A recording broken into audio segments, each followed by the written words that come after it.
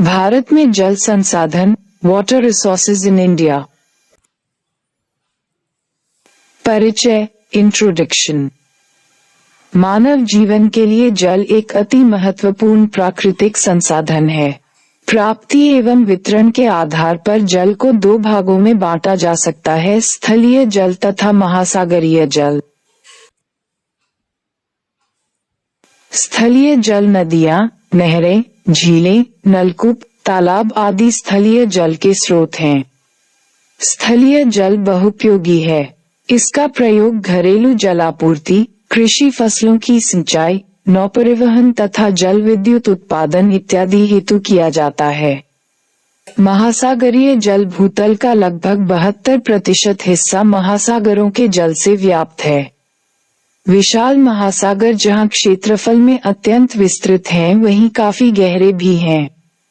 महासागर के जल में लगभग 3.5% लवणता होती है। महासागरों से हमें खनिज पदार्थों, रासायनिक पदार्थों तथा मछलियों की प्राप्ति होती है। महासागर ऊर्जा के विशाल स्रोत हैं तथा क्षेत्र विशेष की जलवायु पर भी इनका अत्यधिक प्रभाव पड़ता है। महासागर परिवहन विशेषतः माल ढुलाई के प्रमुख स्रोत हैं। भारत की जल संसाधन क्षमता। भारत की नदी प्रणाली में लगभग 1869 घन किमी जल होने का अनुमान है। इस जलराशि का 60% हिमालय की नदियों, मुख्यतः गंगा, ब्रह्मपुत्र और सिंधु में, 16% मध्य भारत की नदियों, मुख्यतः नर्मदा, ताप्ती, महानदी में और 24% प्रायद्वीपीय पठार की नदियों, कृष्णा, गोदावरी और कावेरी में विद्यमान है। एक अनुमान के अनुसार इसमें से 690 घन किमी जल उपयोग में लाया जा सकता है। साथ ही देश में 432 घन किमी भूमिगत जल के अनुमानित भंडार भी हैं। जल की प्रति व्यक्ति इस उपलब्धता के 2025 में 1465 तथा 2050 में 1235 घन मीटर रहने का अनुमान है। वर्तमान में भारत में कुल 410 घन किमी जल का उपयोग प्रतिवर्ष हो रहा है। उपयोग में आने वाले कुल जल का सर्वाधिक 93% उपयोग कृषि में, 4% उद्योगों में तथा शेष 3% जल का उपयोग घरेलू कार्यों में होता है। जल उपलब्धता। भारत 1880 क्यूबिक मीटर, वैश्विक रैंक 123। चीन 2259 क्यूबिक मीटर, वैश्विक रैंक 118। ग्रीनलैंड 10,767, 900 क्यूबिक मीटर, वैश्विक रैंक 1। पृथ्वी पर उपलब्ध जल लगभग 70%। पृथ्वी पर स्वच्छ जल 3%। स्वच्छ जल तक पहुंच लगभग प्रतिशत। प्रत्येक वर्ष वैश्विक रूप से मानव हेतु उपलब्ध जल -12.5-14 अरब क्यूबिक मीटर। भारत में ताजे जल का मुख्य स्रोत वर्षा है। इसका बहुत सा भाग वाष्पीकरण तथा वाष्पोत्सर्जन द्वारा वायुमंडल में चला जाता है। बहुत सा भाग भूमि में रिसकर भूमिगत जल का भाग बन जाता है।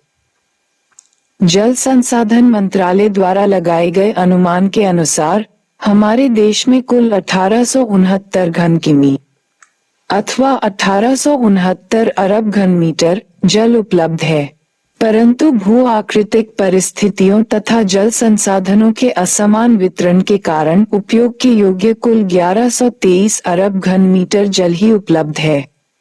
इसमें से 690 अरब घन मीटर धरातलीय जल तथा शेष 433 अरब घन मीटर भूजल है। स्पष्ट है कि भारत में उपलब्ध कुल जल को दो विभिन्न वर्गों में बांटा जाता है, आई धरातलीय या सतही जल, ई भूजल। सतही जल संसाधन।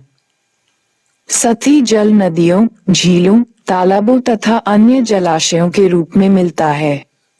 नदियों में जल वर्षा द्वारा अथवा बर्फ के पिघलने से प्राप्त होता है। सबसे अधिक सतही जल नदियों में पाया जाता है। भारत में लगभग 10,360 नदियां और सहायक नदियां हैं। ये भारत के समस्त भागों में फैली हुई हैं। भारत की नदियों का अनुमानित औसत वार्षिक प्रवाह 1,869 अरब घन मीटर है, परंतु स्थलाकृति, जल विज्ञान संबंधी तथा अन्य बाधाओं के कारण केवल 690 अरब घन मीटर 32% धरातलीय जल ही उपयोग के लिए उपलब्ध है। कुल धरातलीय जल का लगभग 60% भाग भारत की 3 प्रमुख नदियों सिंधु, गंगा, ब्रह्मपुत्र में से होकर बहता है। भारत की नदियों में बहने वाला जल विश्व की नदियों में बहने वाले जल का लगभग 6% है। भौम या भूगर्भिक जल, भूजल वर्षा से प्राप्त हुए जल की कुल मात्रा का कुछ भाग भूमि द्वारा सोख लिया जाता है। इसका 60% भाग मिट्टी की ऊपरी सतह तक ही पहुंचता है। यही जल कृषि उत्पादन के लिए अधिक महत्वपूर्ण है। शेष जल धरातल के निचले स्तर तक पहुंचता है। इस जल को कुएं खोदकर प्राप्त किया जाता है। अनुमान है कि भारत में कुल भौम जल क्षमता लगभग 433 अरब घन मीटर है। देश में भूगर्भिक जल का वितरण अत्यधिक असमान है। भूजल के वितरण पर चट्टानों की संरचना, धरातलीय दशा, जलापूर्ति की दशा आदि का प्रभाव पड़ता है। भारत के समतल मैदानी भागों में स्थित जल चट्टानों वाले अधिकांश भागों में भूगर्भिक जल की अपार राशि विद्यमान है। यहाँ पर प्रवेश्य चट्टानें पाई जाती है, जिनमें से वर्षा का जल रिसकर भूगर्भिक जल का रूप धारण कर लेता है। भारत के उत्तरी मैदान में पंजाब से लेकर ब्रह्मपुत्र घाटी तक भूगर्भिक जल के विशाल भंडार हैं। इस मैदान का निर्माण हिमालय से निकलने वाली नदियों की निक्षेप क्रिया द्वारा हुआ है और यह कोमल मिट्टी तथा प्रवेश्य चट्टानों का बना हुआ है। लगभग 42% से भी अधिक भौम जल भारत के विशाल मैदानों के राज्यों में पाया जाता है। इसके विपरीत प्रायद्वीपीय पठारी भाग कठोर तथा अप्रवेश्य चट्टानों से बना हुआ है, जिनमें से जल रिसकर नीचे नहीं जा सकता। इसलिए इस क्षेत्र में भूगर्भिक जल का अभाव है। यद्यपि महाराष्ट्र, मध्य प्रदेश तथा तमिलनाडु जैसे बड़े राज्यों में भौम जल संसाधनों की संभावित क्षमता छोटे प्रायद्वीपीय राज्यों की तुलना में अधिक है। भौम जल का सर्वाधिक उपयोग सिंचाई के लिए किया जाता है। लगभग 3/4 भौम जल सिंचाई के लिए प्रयोग किया जाता है। शेष 1/4 भाग घरेलू, औद्योगिक तथा अन्य संबंधित उद्देश्यों की पूर्ति करता है। भारत में भूमिगत जल के विकास की काफी संभावनाएं हैं, क्योंकि अभी तक कुल उपलब्ध संसाधनों का केवल 37.23% भाग ही विकसित किया गया है। वाटर फुटप्रिंट सभी मानवीय क्रियाएं जिनमें जल का उपयोग होता है, यथा पीने, खाना पकाने, धुलने, विशेष रूप से खाद्य उत्पादन, कागज निर्माण, वस्त्र निर्माण आदि वाटर फुटप्रिंट के अंतर्गत आते हैं। वास्तव में वाटर फुटप्रिंट एक ऐसा तरीका है जिससे जल के प्रत्यक्ष एवं परोक्ष उपयोग को ज्ञात किया जाता है। वाटर फुटप्रिंट से तात्पर्य किसी भी व्यक्ति, समुदाय अथवा व्यापार द्वारा वस्तु एवं सेवा के उत्पादन एवं उपभोग के माध्यम से उपयोग किए जाने वाले जल की कुल मात्रा से है। भारत में भूमिगत जल स्तर में ह्रास का कारण प्रथम पंचवर्षीय योजना में कृषि विकास पर अधिक बल दिए जाने एवं बहुउद्देशीय बांध बनाए जाने के पश्चात भारत में नहरी सिंचाई का तेजी से विकास हुआ, परंतु 1967 के अकाल के बाद यह महसूस किया गया कि कृषि विकास के लिए नहरी सिंचाई ही पर्याप्त नहीं है। इसी कारण 1967-76 के दौरान भूमिगत जल के प्रयोग अर्थात कुओं, नलकूप, डीजल पंप सेट आदि पर विशेष ध्यान दिए गए। 1951 में जहां नलकूपों की संख्या मात्र 2500 थी, वहीं ये 2001 में ये बढ़कर लगभग 30 लाख हो गई। इसी प्रकार डीजल पंप सेटों का प्रयोग काफी तेजी से बढ़ा। 1951 में ये 0.8 लाख था, जो 2015 में बढ़कर लगभग 50 लाख से अधिक पहुंच गया। इस प्रकार सिंचाई सुविधाओं का पर्याप्त विस्तार हुआ। वर्तमान समय में उत्तर प्रदेश, पंजाब, हरियाणा के क्षेत्रों में कुआं, नलकूप व पंप सेटों का उपयोग अधिक हो रहा है। पठारी भागों में काली मिट्टी प्रदेशों में भी नलकूपों के द्वारा जल प्राप्त किया जा रहा है एवं इससे महाराष्ट्र में गन्ने की खेती संभव हो सकी है। परंतु इसके परिणामस्वरूप भूमिगत जल स्तर में काफी तेजी से ह्रास भी हुआ है, जिसने एक नवीन पारिस्थितिक संकट का रूप ले लिया है। परंतु जल के प्रयोग के संदर्भ में स्थिति बिल्कुल भिन्न है। पंजाब, हरियाणा, राजस्थान आदि राज्यों में 40 सेमी से भी कम वर्षा होती है और यहाँ पर घरातलीय जल की कमी है। परिणामस्वरूप यहाँ पर भूजल का बड़े पैमाने पर प्रयोग किया जाता है। ये राज्य अपने भूजल भंडारों का बहुत बड़ा भाग, प्रायः 80% से अधिक, सिंचाई के लिए प्रयोग कर लेते हैं। 1960 के दशक में हरित क्रांति के आरंभ में यहाँ पर सिंचाई की आवश्यकता अधिक हो गई। जलवायु की दृष्टि से यह क्षेत्र गेहूं की कृषि के लिए अधिक उपयुक्त होते हुए भी किसानों ने चावल की कृषि पर अधिक जोर देना शुरू कर दिया, जिससे सिंचाई के लिए भूजल की मांग और भी अधिक हो गई।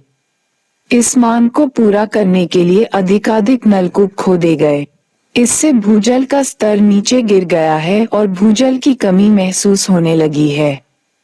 इसी प्रकार गुजरात में भी वर्षा कम होती है और कृषि मुख्यतः भूजल पर ही निर्भर करती है। उत्तर प्रदेश तथा बिहार गंगा नदी की घाटी में स्थित हैं, जहां मिट्टी बड़ी उपजाऊ है। इसका लाभ उठाने के लिए गहन कृषि की जाती है और भूजल का बड़े पैमाने पर प्रयोग किया जाता है। वहीं दूसरी ओर प्रायद्वीप के पठारी भाग में सख्त चट्टानें पाई जाती है, जो भूजल के भरण एवं उपयोग के अनुकूल नहीं है। उत्तर पूर्वी राज्यों तथा जम्मू कश्मीर में पहाड़ी इलाके हैं, जिससे भूजल का अधिक प्रयोग नहीं हो पाता है। जल संसाधनों का प्रबंधन एवं संरक्षण। जल के प्रबंधन एवं संरक्षण का मुख्य उद्देश्य जल की बढ़ती हुई मांग को पूरा करना तथा जल के स्रोतों को ह्रास से बचाना है, अर्थात जल की सतत आपूर्ति को संभव बनाना है। जल संसाधनों की सीमित आपूर्ति, तेजी से बढ़ती हुई मांग, तेजी से फैलते हुए प्रदूषण तथा इसकी स्थानिक एवं ऋतुगत असमानता के कारण इसका संरक्षण अनिवार्य हो गया है। जल संसाधनों के संरक्षण के लिए निम्नलिखित उपायों की ओर ध्यान दिया जाना चाहिए। जल संभर प्रबंधन का क्रियान्वयन। केंद्रीय एवं राज्य सरकारों तथा कुछ गैर सरकारी संगठनों द्वारा समय समय पर जल संभर विकास कार्यक्रम चलाए जाते हैं। हरियाली केंद्र सरकार द्वारा चलाया गया कार्यक्रम है, जिसका उद्देश्य ग्रामीण जनसंख्या को पीने, सिंचाई, मत्स्य पालन और वन रोपण के लिए तथा जल संरक्षण के लिए योग्य बनाना है। परियोजना लोगों के सहयोग से ग्राम पंचायतों द्वारा चलाई जा रही है। आंध्र प्रदेश में नीरू तथा राजस्थान के अलवर जिले में अरवारी पानी संसद जल संभर के दो मुख्य उदाहरण हैं। इनके अंतर्गत लोगों के सहयोग से विभिन्न जल संग्रहण संरचनाएं, जैसे अंतःस्रवण तालाब, जोहड़ की खुदाई की गई है और रोकबंध बनाए गए हैं। तमिलनाडु एक ऐसा राज्य है जहां पर घरों में जल संग्रहण संरचना के निर्माण को अनिवार्य कर दिया गया है। कोई भी इमारत जल संग्रहण संरचना के बिना नहीं बनाई जा सकती। जल संभर प्रबंधन अभी अपनी आरंभिक अवस्था में ही है। इसके प्रति जन साधारण को जागरूक करने की आवश्यकता है। धरातलीय जल का संरक्षण वर्षा ऋतु में जल अधिक उपलब्ध होता है और अधिक वर्षा होने पर बाढ़ की स्थिति भी उत्पन्न हो जाती है। बहुत सा जल व्यर्थ ही बहकर समुद्र में चला जाता है। नदियों पर बांध बनाकर इस अतिरिक्त जल का भंडारण किया जाता है और साथ ही बाढ़ के प्रकोप से भी बचा जा सकता है। बांधों द्वारा निर्मित जलाशयों का जल शुष्क ऋतु में जल आपूर्ति के लिए प्रयोग किया जा सकता है। भूजल का भंडारण वर्षा का कुछ जल मृदा एवं चट्टानों से रिसकर भूमि के नीचे चला जाता है और भूजल कहलाता है। भूजल का भंडारण प्राकृतिक रूप से ही होता रहता है, परंतु पिछले कुछ दशकों में सिंचाई तथा अन्य कार्यों के लिए कुएं तथा नलकूप खोदकर भूजल का बड़े पैमाने पर प्रयोग होने लगा है, जिस कारण से भूजल के भंडारों में चिंताजनक कमी आ गई है और कई इलाकों में भूजल का तल काफी नीचे गिर गया है। अधिक गहराई से जल को निकालना आर्थिक दृष्टि से लाभकारी नहीं होता। इसके लिए वर्षा के जल का सतह पर संग्रहण किया जा सकता है। ये भूजल के पुनर्भरण की सबसे अच्छी विधि है। पर्वतीय इलाकों में वनस्पति का आवरण होना अति आवश्यक है। इससे पौधों की जड़ों के माध्यम से जल भूमि के नीचे चला जाता है और दूर दूर तक भूजल के भंडारों का पुनर्भरण होता रहता है।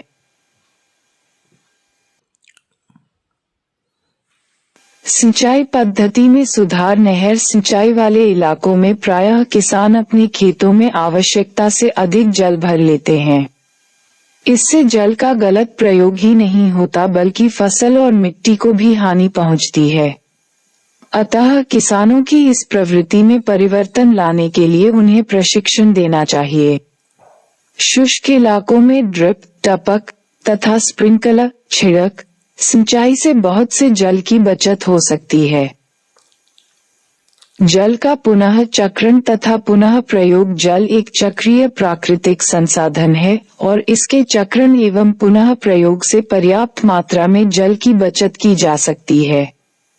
शोधित अपशिष्ट जल जैसे निम्न गुणवत्ता वाले जल का उद्योगों में शीतलन तथा अग्निशमन के लिए प्रयोग किया जा सकता है। इसी प्रकार नगरीय क्षेत्रों में स्नान तथा बर्तनों एवं वाहनों को धोने में प्रयुक्त जल को बागवानी के लिए प्रयोग किया जा सकता है। इससे उच्च गुणवत्ता वाले जल को पीने के लिए सुरक्षित रखा जा सकता है। जल के पुनः चक्रण एवं पुनः उपयोग की प्रक्रिया अभी आरंभिक दौर में ही है, परंतु भविष्य में इसके विकास की विशाल संभावनाएं हैं। समुद्री जल का उपयोग। समुद्र में अपार जल राशि है, परंतु समुद्र का जल खारा होता है और मानव द्वारा उपयोग के अधिक योग्य नहीं होता। परंतु यदि इस जल में से खारापन निकाल दिया जाए तो इसे प्रयोग किया जा सकता है। समुद्री जल के निर्लवण की प्रौद्योगिकी अभी आरंभिक अवस्था में ही है और यह काफी महंगी एवं जटिल प्रक्रिया है। अतः यह अधिक लोकप्रिय नहीं हो पाई है, परंतु भविष्य में इसकी संभावनाएं बहुत हैं। गुजरात के भावनगर में ये प्रक्रिया चालू की गई है। जल संभर प्रबंधन, वाटरशेड मैनेजमेंट। जल संभर एक ऐसा क्षेत्र है जिसका जल एक बिंदु की ओर प्रवाहित होता है, जो इसे मृदा और जल संरक्षण की आदर्श नियोजन इकाई बना देता है। इसमें एक या अनेक गांव, कृषि योग्य एवं कृषि अयोग्य भूमि और विभिन्न वर्गों की जोते व किसान शामिल हो सकते हैं। जल संभर विधि से कृषि और कृषि से संबंधित क्रियाकलापों जैसे उद्यान कृषि, वानिकी और वनवर्धन का समग्र रूप में विकास किया जा सकता है। इससे कृषि का उत्पादन बढ़ाया जा सकता है, पारितंत्रीय ह्रास को रोका जा सकता है और लोगों के जीवन स्तर को ऊंचा उठाया जा सकता है।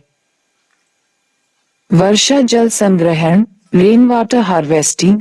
भूजल का बड़े पैमाने पर ह्रास होना एक बहुत ही गंभीर समस्या है। ग्रामीण इलाकों में सिंचाई के लिए या नगरीय इलाकों में घरेलू उपयोग एवं उद्योगों के लिए प्रायः जल की कमी रहती है। इस समस्या को हल करने का एक कारगर उपाय वर्षा जल संग्रहण है।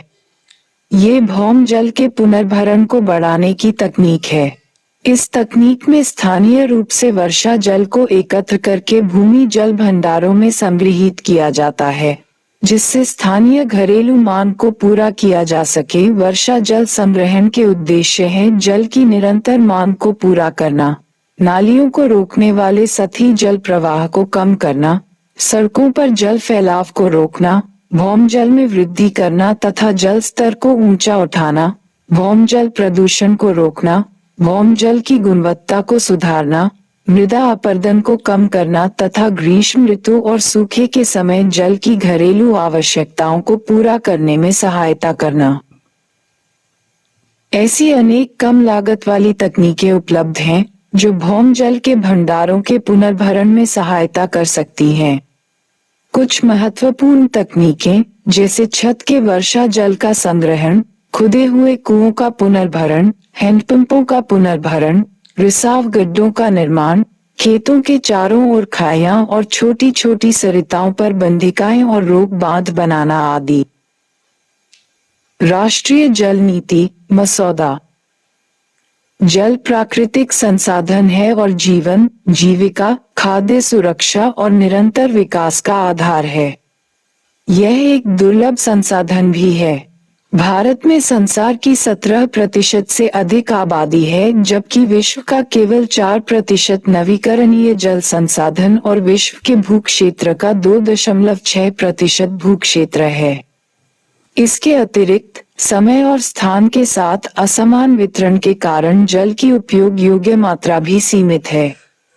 इसके अलावा देश के किसी न किसी हिस्से में प्रायः बाढ़ और सूखे की चुनौतियों का भी सामना करना पड़ता है। एक तेजी से विकासशील राष्ट्र में जनसंख्या बढ़ने तथा आवश्यकताओं में बढ़ोतरी और जलवायु परिवर्तन के प्रभावों को देखते हुए भविष्य में उपयोग योग्य जल की और कमी होगी तथा विभिन्न प्रयोक्ता समूहों के बीच जल विवादों के और गहराने की संभावना है। जनता में जल की कमी तथा उसके जीवन रक्षक और आर्थिक महत्व के विषय में जागरूकता की कमी के कारण जल का कुप्रबंधन, जल की बर्बादी और अकुशल उपयोग होता है और प्रदूषण तथा न्यूनतम पारिस्थितिकीय आवश्यकताओं से भी कम प्रवाह हो पाता है। इसके अतिरिक्त जल संसाधनों का बंटवारा असमान है तथा जल संसाधनों की आयोजना, प्रबंधन और उपयोग के विषय में समरूप परिप्रेक्ष्य की कमी है। राष्ट्रीय जल नीति का उद्देश्य मौजूदा स्थिति का संज्ञान लेने, नियमों और संस्थाओं की प्रणाली के सृजन और समरूप राष्ट्रीय परिप्रेक्ष्य समेत कार्य योजना हेतु ढांचे का प्रस्ताव रखना है। भारत में जल संसाधनों और उनके प्रबंधन संबंधी वर्तमान परिदृश्य से कई प्रकार की चिंताएं सामने आई हैं, जिनमें से कुछ महत्वपूर्ण चिंताएं इस प्रकार हैं। भारत के बड़े हिस्सों में पहले ही जल की कमी हो चुकी है। जनसंख्या वृद्धि, शहरीकरण और जीवन शैली में परिवर्तन के कारण जल की मांग में तेजी से बढ़ोतरी की वजह से जल सुरक्षा के विषय में गंभीर चुनौतियां बन गई हैं। जल संचालन संबंधी मुद्दों का पर्याप्त रूप से समाधान नहीं किया गया है। जल संसाधनों के खराब प्रबंधन से देश के कई हिस्सों में गंभीर स्थिति बन गई है। जल की उपलब्धता में भारी स्थानिक और कालिक अंतर है जो जलवायु परिवर्तन से और अधिक बढ़ सकता है, जिसके कारण जल संकट और गहराएगा तथा जल संबंधी आपदाओं अर्थात बाढ़, अधिक भू कटाव तथा सूखे की बार बार होने वाली घटनाओं आदि में वृद्धि होगी। जलवायु परिवर्तन से समुद्र जल का स्तर भी बढ़ सकता है। इसकी वजह से भूजल जलभूतों, सतही जल में लवणता का प्रवेश हो सकता है और तटीय क्षेत्रों में तटीय जल प्लावन बढ़ सकता है, जिसका इन क्षेत्रों में निवास स्थानों, कृषि और उद्योग पर बुरा असर पड़ेगा। कई क्षेत्रों में स्वच्छ पेयजल और अन्य घरेलू आवश्यकताओं के लिए जल की उपलब्धता की समस्या अभी भी है। विभिन्न क्षेत्रों में और एक ही क्षेत्र के विभिन्न लोगों के बीच जल उपलब्धता विषम है और इससे सामाजिक अराजकता हो सकती है। जल संसाधनों के विषय में सार्वजनिक नीतियों का संचालन कतिपय बुनियादी नियमों द्वारा करने की आवश्यकता है ताकि जल संसाधनों की आयोजना, विकास और प्रबंधन के दृष्टिकोणों में कुछ साझापन हो। ये कुछ प्रमुख बुनियादी नियम इस प्रकार हैं। जल संसाधनों की आयोजना, विकास और प्रबंधन स्थानीय, क्षेत्रीय, राज्यीय और राष्ट्रीय संदर्भ में मानवीय, सामाजिक और आर्थिक आवश्यकताओं को ध्यान में रखते हुए एकीकृत और पर्यावरणिक तौर पर सुदृढ़ आधार वाले साझे एकीकृत परिप्रेक्ष्य में संचालित करने की आवश्यकता है। जल के उपयोग और आवंटन में समानता और सामाजिक न्याय का नियम अपनाया जाना चाहिए। समानता, सामाजिक न्याय और स्थायित्व के लिए सूचित पारदर्शी निर्णय द्वारा अच्छा संचालन बहुत जरूरी है। सार्थक गहन सहभागिता, पारदर्शिता और जवाबदेही से निर्णय लेने और जल संसाधनों के विनियमन में मार्गदर्शन देना चाहिए। खाद्य सुरक्षा, जीविका तथा सभी के लिए समान और स्थायी विकास हेतु राज्य द्वारा सार्वजनिक धरोहर के सिद्धांत के तहत जल का प्रबंधन सामुदायिक संसाधन के रूप में किए जाने की आवश्यकता है। जल पारिस्थितिकी को बनाए रखने के लिए आवश्यक है और इसलिए न्यूनतम पारिस्थितिकीय आवश्यकताओं को समुचित महत्व दिया जाना चाहिए। जल संबंधी ढांचागत कानून। यद्यपि यह माना जाता है कि जल के संबंध में समुचित नीतियां, कानून और विनियमन बनाने का अधिकार राज्य का है, तथापि जल संबंधी सामान्य सिद्धांतों का व्यापक राष्ट्रीय जल संबंधी ढांचागत कानून तैयार करने की आवश्यकता है, ताकि देश के प्रत्येक राज्य में जल के संचालन हेतु आवश्यक विधान बनाने तथा स्थानीय जल स्थिति से निपटने के लिए सरकार के निचले स्तरों पर आवश्यक प्राधिकार सौंपने का मार्ग प्रशस्त हो सके। ऐसे ढांचागत कानून में जल को केवल दुर्लभ संसाधन ही नहीं बल्कि जीवन और पारिस्थितिकी को बनाए रखने के साधन के रूप में भी मान्यता दी जानी चाहिए। जल के उपयोग। जल घरेलू उपयोग, कृषि, जल विद्युत, ताप विद्युत, नौवहन, मनोरंजन इत्यादि के लिए आवश्यक है। इन विभिन्न प्रकार के उपयोगों के लिए जल का इष्टतम उपयोग किया जाना चाहिए तथा जल को एक दुर्लभ संसाधन मानने के लिए जागरूकता फैलानी चाहिए। जलवायु परिवर्तन के अनुरूप अनुकूलन। जलवायु परिवर्तन से जल संसाधनों की परिवर्तितता में बढ़ोतरी होने की संभावना है, जिससे मानव स्वास्थ्य और जीविका प्रभावित होगी। इसलिए सूक्ष्म स्तर पर जलवायु के अनुरूप प्रौद्योगिकीय विकल्प अपनाने के लिए समुदाय की क्षमता बढ़ाने हेतु विशेष जोर दिया जाना चाहिए। उपयोग हेतु उपलब्ध जल में वृद्धि करना। देश के विभिन्न बेसिनों तथा राज्यों के विभिन्न हिस्सों में जल संसाधन की उपलब्धता तथा इनके उपयोग का वैज्ञानिक पद्धति से आकलन और आवधिक रूप से अर्थात प्रत्येक 5 वर्ष में समीक्षा किए जाने की आवश्यकता है। जल संसाधन आयोजन के दौरान जलवायु परिवर्तन सहित विभिन्न घटकों के कारण जल उपलब्धता के रुझानों का आकलन कर विचार में रखना चाहिए। अति दोहित क्षेत्रों में जल उपयोग की उन्नत तकनीकें अपनाकर जल के कुशल उपयोग को प्रोत्साहन देकर और जलभूतों के समुदाय आधारित प्रबंधन को बढ़ावा देकर भूजल स्तर में गिरावट को रोके जाने की आवश्यकता है। इसके अतिरिक्त यहां आवश्यक ही कृत्रिम पुनर्भरण परियोजनाएं शुरू की जानी चाहिए, जिससे जल की निकासी जल के पुनर्भरण से कम हो। इससे जलभूतों से सतही प्रणाली को आधारभूत प्रवाह उपलब्ध हो सकेगा और परिस्थितिकी बनाए रखी जा सकेगी। मांग प्रबंधन एवं जल उपयोग दक्षता।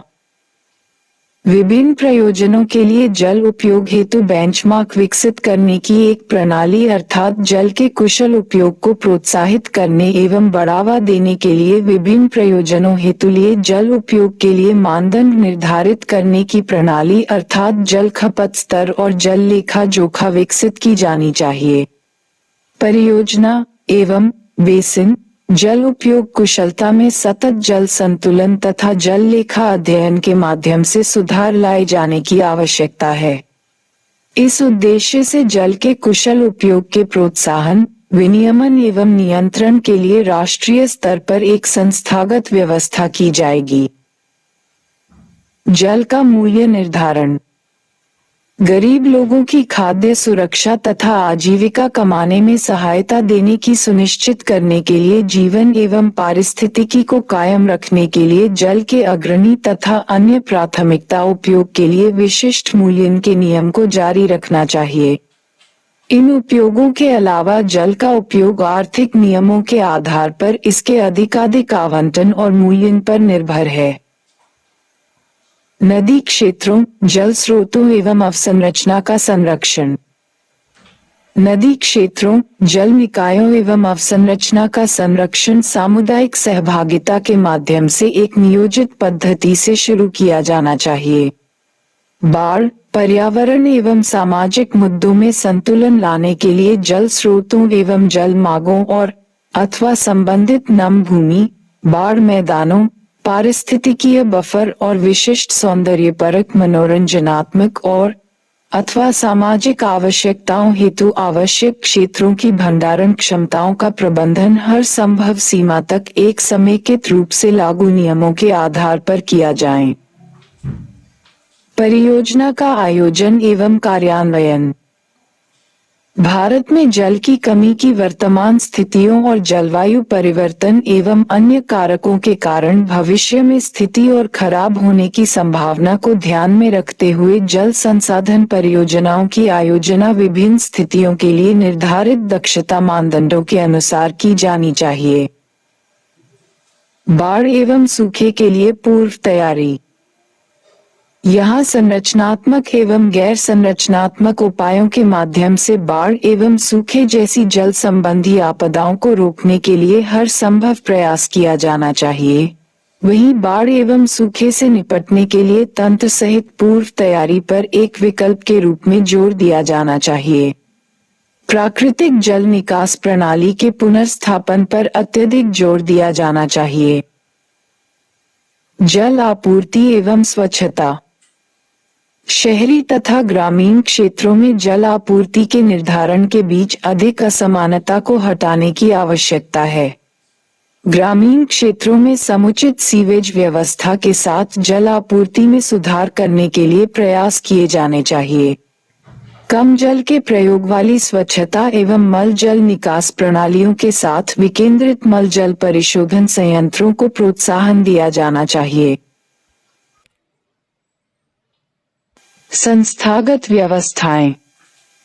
पक्षकार राज्यों के बीच जल से संबंधित मुद्दों पर विचार विमर्श करने तथा मतैक्य बनाने, सहयोग और सुलह करने हेतु राष्ट्रीय स्तर पर एक मंच होना चाहिए।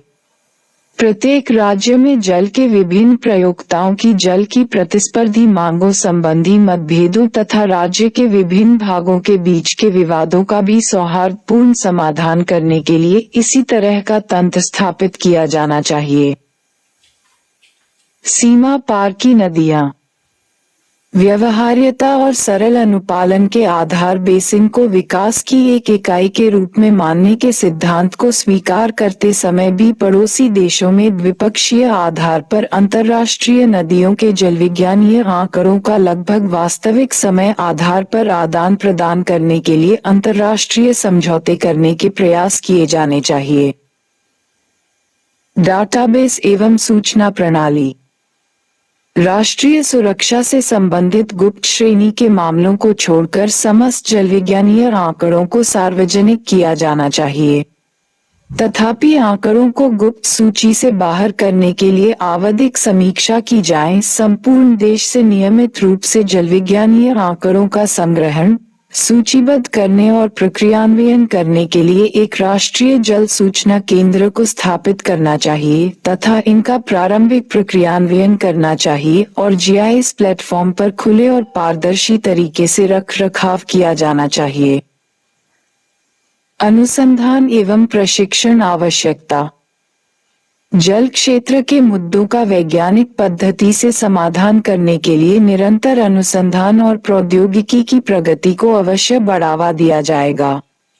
जल संसाधन क्षेत्र में नवाचार कार्यों को प्रोत्साहन, मान्यता और पुरस्कृत किया जाना चाहिए। राष्ट्रीय जल नीति का कार्यान्वयन।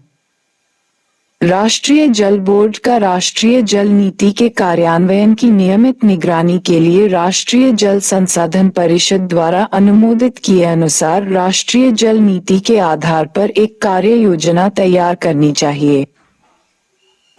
केंद्रीय जल आयोग। देश में जल संसाधन के क्षेत्र में केंद्रीय जल आयोग सर्वाधिक प्रमुख तकनीकी संगठन है। इस आयोग के प्रमुख दायित्व संबंधित राज्य सरकारों के परामर्श से बाढ़ नियंत्रण, सिंचाई, नौवहन, पेयजल आपूर्ति, जल विद्युत विकास के लिए देश भर में जल संसाधनों के नियंत्रण, संरक्षण तथा उपयोग की योजनाएं बनाना है। यह आयोग आवश्यकता के अनुरूप किसी भी योजना की परिवीक्षा, निर्माण तथा इसे लागू करने का दायित्व भी निभाता है। केंद्रीय जल आयोग के प्रमुख कार्य। आवश्यकतानुसार जरूरी सर्वेक्षण तथा खोजबीन करवाना, जल विद्युत उत्पादन के लिए नदी घाटियों के विकास हेतु रूपरेखा और योजनाएं तैयार करना, गुरुत्वाकर्षण प्रवाह या लिफ्ट द्वारा सिंचाई प्रबंधन, बाढ़ प्रबंधन, पर्यावरण प्रबंधन, पुनर्वास और पुनः स्थापन, क्षारीय और खारी मिट्टी में सुधार, मृदा संरक्षण, जल जमाव विरोधी उपाय, जल निकासी और पेयजल आपूर्ति। समय समय पर आवश्यकता के अनुरूप सरकारों, आयोग, निगम या बोर्ड को विशिष्ट क्षेत्रों के लिए नदी घाटी तथा विद्युत विकास परियोजनाओं के अनुसंधान, सर्वेक्षण और तैयारी में परामर्श और सहयोग देना। भारत सरकार या संबंधित राज्य सरकारों की ओर से किसी भी नदी घाटी विकास योजना के निर्माण कार्य का दायित्व लेना। भारत में जल संसाधनों, इनके उपयोग तथा जल की गुणवत्ता से जुड़े आंकड़ों का संचयन, रखरखाव और प्रकाशन तथा जल संसाधनों से जुड़े मुद्दों के लिए केंद्रीय सूचना आयोग की तरह कार्य करना। जल संसाधनों और उनके उपयोग, जिनमें समस्त भारत में जल की गुणवत्ता शामिल है, संबंधी सांख्यिकीय आंकड़े इकट्ठा करना, प्रकाशित करना और विश्लेषण करना तथा जल संसाधनों के केंद्रीय सूचना आयोग की तरह कार्य करना। जल संसाधन विकास और नदी पूर्वानुमान के लिए रिमोट सेंसिंग टेक्नोलॉजी जैसे आधुनिक आंकड़ा संकलन तकनीकों को बढ़ावा देना तथा कंप्यूटर सॉफ्टवेयर का विकास, नदी के आचरण और तटबंधों के कटाव की समस्या का अध्ययन तथा इन मुद्दों पर केंद्र तथा राज्य सरकारों को परामर्श देना। भारत सरकार के जल संसाधनों से जुड़े उन मुद्दों, अधिकारों और विभिन्न राज्यों के बीच के विवादों के बारे में परामर्श देना, जो कि संरक्षण तथा उपयोग संबंधी किसी योजना को प्रभावित कर सकते हैं, तथा उन मुद्दों पर परामर्श देना जो नदी घाटी विकास के संबंध में आयोग को सौंपे गए हैं। भारत सरकार तथा संबंधित राज्य सरकारों को जल संसाधनों के लिए विकास के संदर्भ में परामर्श देना। भारत सरकार को अंतर्राज्यीय जल विवाद से जुड़े सभी मुद्दों पर सलाह देना। सिंचाई के स्थायी विकास के लिए सिंचाई परियोजना के सामाजिक, कृषि, आर्थिक और पर्यावरणीय पक्षों पर अध्ययन को बढ़ावा देना। केंद्रीय भूमि जल बोर्ड। केंद्रीय भूमि जल बोर्ड (CGWB) जल संसाधन मंत्रालय के अंतर्गत एक प्रमुख कार्यालय है।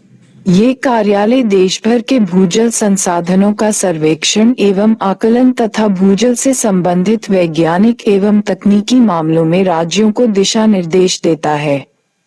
भूजल संसाधन के विकास एवं प्रबंधन के साथ उसके संरक्षण, संवर्धन और प्रदूषण से बचाव, निष्कर्षण, नियमन तथा सतही जल एवं भूजल संसाधन के संयुक्त इस्तेमाल के लिए व्यापक नीति दिशा निर्देश बनाने में ये राज्यों को सहायता करता है। ये बोर्ड भूजल अन्वेषण, शोध, विकास और प्रबंधन के विभिन्न पहलुओं पर जागरूकता पैदा करने के लिए जनजागरूकता कार्यक्रमों का आयोजन करता है। केंद्रीय भूमिगत जल बोर्ड सर्वेक्षण, आकलन एवं मॉनिटरिंग (SAM), स्कंद, स्थायी प्रबंधन एवं जनसंपर्क MM, एल, स्कंद, अन्वेषी बेधन तथा सामग्री प्रबंधन ईडी एवं स्कंध की देखभाल करता है। बाढ़ प्रबंधन, जल संसाधन विकास, नौवहन, जल शक्ति, विद्युत विकास जैसे नदी घाटी विकास योजनाओं के विभिन्न पक्षों पर अनुसंधान और समन्वय करना। जल संसाधनों के नियंत्रित और सर्वोत्तम उपयोग को बढ़ावा देने वाले प्रयोगों और अनुसंधानों को संचालित करना। मौजूदा तथा भविष्य के बांधों के लिए बांध सुरक्षा पक्षों पर अध्ययन संचालित करना तथा बांध सुरक्षा उपायों में काम आने वाले उपकरणों का मानकीकरण करना।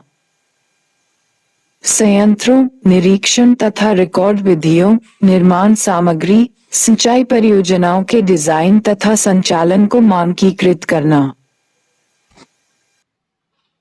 योजनाओं का आरंभ करना तथा नदी घाटी विकास के सभी पक्षों में भारतीय इंजीनियरों को देश विदेश में प्रशिक्षण उपलब्ध कराना।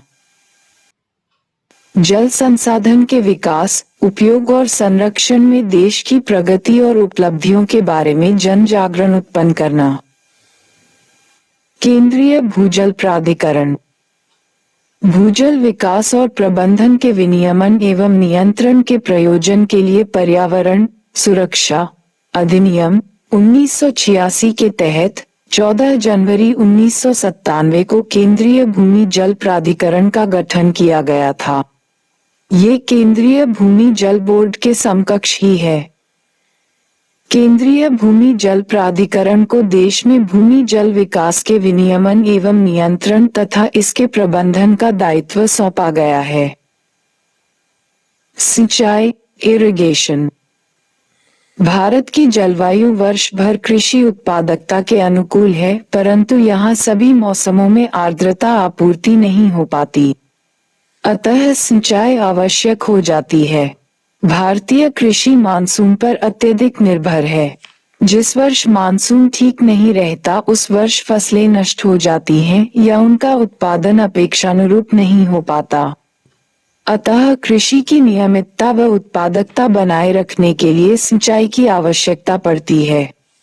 भारत में वर्षा का वितरण भी काफी असमान है। कम वर्षा वाले क्षेत्रों में वर्षा की न्यूनता के कारण सिंचाई आवश्यक हो जाती है। चूंकि कृषि भूमि का क्षेत्रीय विस्तार और अधिक संभव नहीं है, इसलिए यह जरूरी है कि कृषि भूमि की उत्पादकता बढ़ाई जाए, परंतु उच्च गुणवत्ता वाले बीजों व रासायनिक उर्वरकों का प्रयोग तभी संभव है जब सिंचाई की व्यवस्था हो। कृषि की गहनता बढ़ाने एवं हरित क्रांति लाने में सिंचाई की भूमिका महत्वपूर्ण रही है। भारत में सिंचाई के प्रमुख साधनों के अंतर्गत नहरें, कुएं, नलकूप, डीजल पंप सेट, तालाब आदि आते हैं। आजकल ड्रिप व स्प्रिंकलर सिंचाई भी की जा रही है। स्वतंत्रता के पश्चात भारत के सिंचित क्षेत्र में अत्यधिक विस्तार हुआ है।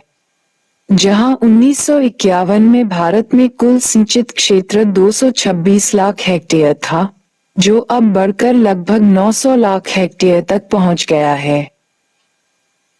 पठारी प्रदेशों में तालाब सिंचाई का महत्व। चूंकि यहाँ उपजाऊ भूमि कम है एवं विस्तृत क्षेत्रों में फैला हुआ है, अतः नहरी सिंचाई के विकास से यहाँ पर्याप्त लाभ नहीं मिल सकता।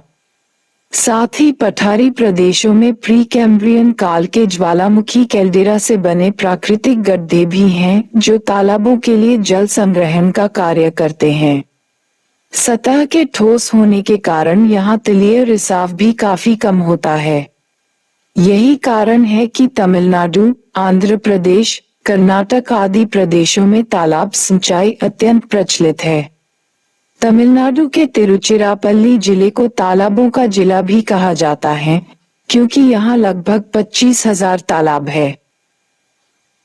पठारी भागों की अपेक्षा मैदानों में नहरों के आधिक्य के कारण चौक प्रायद्वीपीय चट्टानें कठोर है, अतः उनका कटाव आसानी से संभव नहीं है।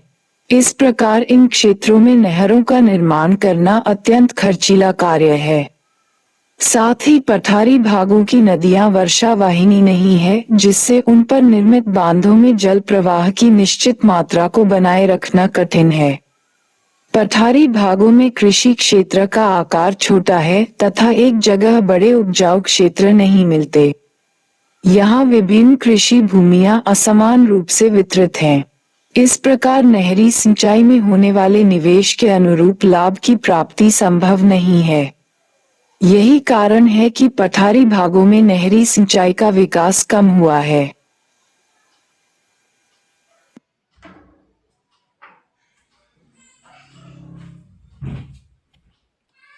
ड्रिप सिंचाई।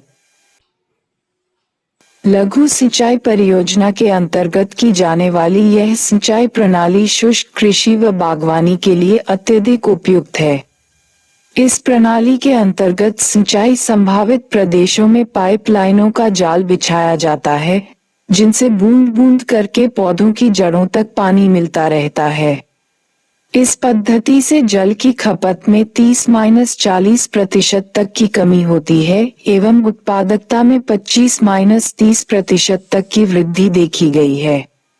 इस प्रकार जल की बर्बादी को रोकने में भी यह सहायक है। आंध्र प्रदेश के नागार्जुनी कृषि अनुसंधान परिषद द्वारा विकसित फर्टिगेशन विधि को अपनाए जाने से आजकल इस पद्धति का महत्व और भी बढ़ गया है, क्योंकि इससे पौधों को एक ही समय में उचित मात्रा में खाद व पानी दोनों ही पहुंचाए जा सकते हैं। वर्तमान समय में ये सबसे ज्यादा राजस्थान में उपयोग में लाया जा रहा है, जहां लगभग 25,000 हेक्टेयर क्षेत्र इससे सिंचित है। अन्य शुष्क कृषि प्रदेशों में बागवानी क्षेत्रों में भी इसे प्रोत्साहित किया जा रहा है। भारत सरकार ने इस प्रणाली को प्रोत्साहित करने के लिए आर्थिक राजकीय सहायता की व्यवस्था की है, जो कि सीमांत किसानों और अनुसूचित जातियों व जनजातियों के मामलों में अधिकतम 25,000 रुपये प्रति हेक्टेयर तक है। ड्रिप सिंचाई के प्रसार में प्रमुख बाधा इसकी तकनीकी जटिलता व पूंजी निवेश की अधिकता है। ये कृषि भूमि के एक बड़े क्षेत्र का अधिग्रहण कर लेती है। इन सीमाओं के बावजूद बागवानी व शुष्क कृषि प्रदेश के लिए वह अत्यंत उपयोगी है। इससे न सिर्फ जल की खपत में कमी आती है, वरन कृषि उत्पादकता में भी वृद्धि देखी जा रही है। भारत की सिंचाई परियोजनाएं। भारत की सिंचाई परियोजनाओं को 3 प्रकार में बांटकर देखा जा सकता है। 1. लघु सिंचाई परियोजनाएं। इनसे 2000 हेक्टेयर से कम क्षेत्र की सिंचाई होती है। इसके अंतर्गत कुआं, नलकूप, डीजल पंप सेट, तालाब, ड्रिप सिंचाई, स्प्रिंकलर, इरिगेशन आदि शामिल किए जाते हैं। भारत की सिंचाई आवश्यकताओं के लगभग 62% की आपूर्ति लघु सिंचाई परियोजनाओं से होती है। 2. 3. मध्यम सिंचाई परियोजनाएं। इनसे 2000 से 10,000 हेक्टेयर तक क्षेत्र की सिंचाई होती है। इनमें नहरी सिंचाई प्रमुख है। वृहद सिंचाई परियोजनाएं। इनसे 10,000 हेक्टेयर से अधिक क्षेत्रों की सिंचाई होती है। इसके लिए बड़े बांध बनाकर नहरें निकाली जाती है। बड़ी व मध्यम परियोजना से देश की 38% सिंचाई आवश्यकताओं की पूर्ति होती है। बहुउद्देशीय परियोजनाओं से सिंचाई की सुविधा के अलावा बाढ़ नियंत्रण, पेयजल आपूर्ति, जल विद्युत उत्पादन, नहरी परिवहन, पर्यटन आदि अनेक कार्य किए जा सकते हैं। इसलिए जवाहरलाल नेहरू जी ने इसे आधुनिक भारत का मंदिर भी कहा था। वर्तमान समय में यद्यपि इन परियोजनाओं की प्रासंगिकता पर प्रश्न चिन्ह लग रहे हैं, फिर भी सिंचाई, पेयजल आपूर्ति, जल विद्युत उत्पादन आदि के व्यापक संभावनाओं को देखते हुए इनके महत्व से इनकार नहीं किया जा सकता। भारत की प्रमुख बहुउद्देशीय परियोजनाएं। दामोदर घाटी परियोजना। ये स्वतंत्र भारत की प्रथम बहुउद्देशीय परियोजना है।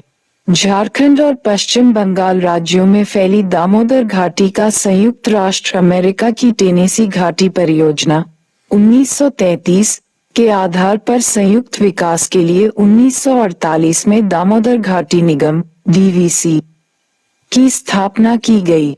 दामोदर नदी छोटा नागपुर की पहाड़ियों से निकलकर पश्चिम बंगाल में हुगली नदी से मिल जाती है। इस परियोजना में तिलैया,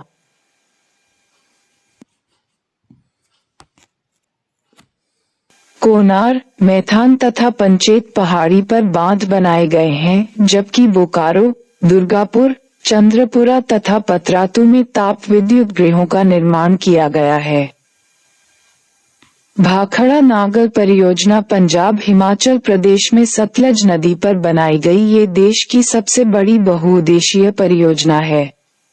भाखड़ा बांध संसार का सबसे ऊंचा गुरुत्वीय बांध 226 मीटर है।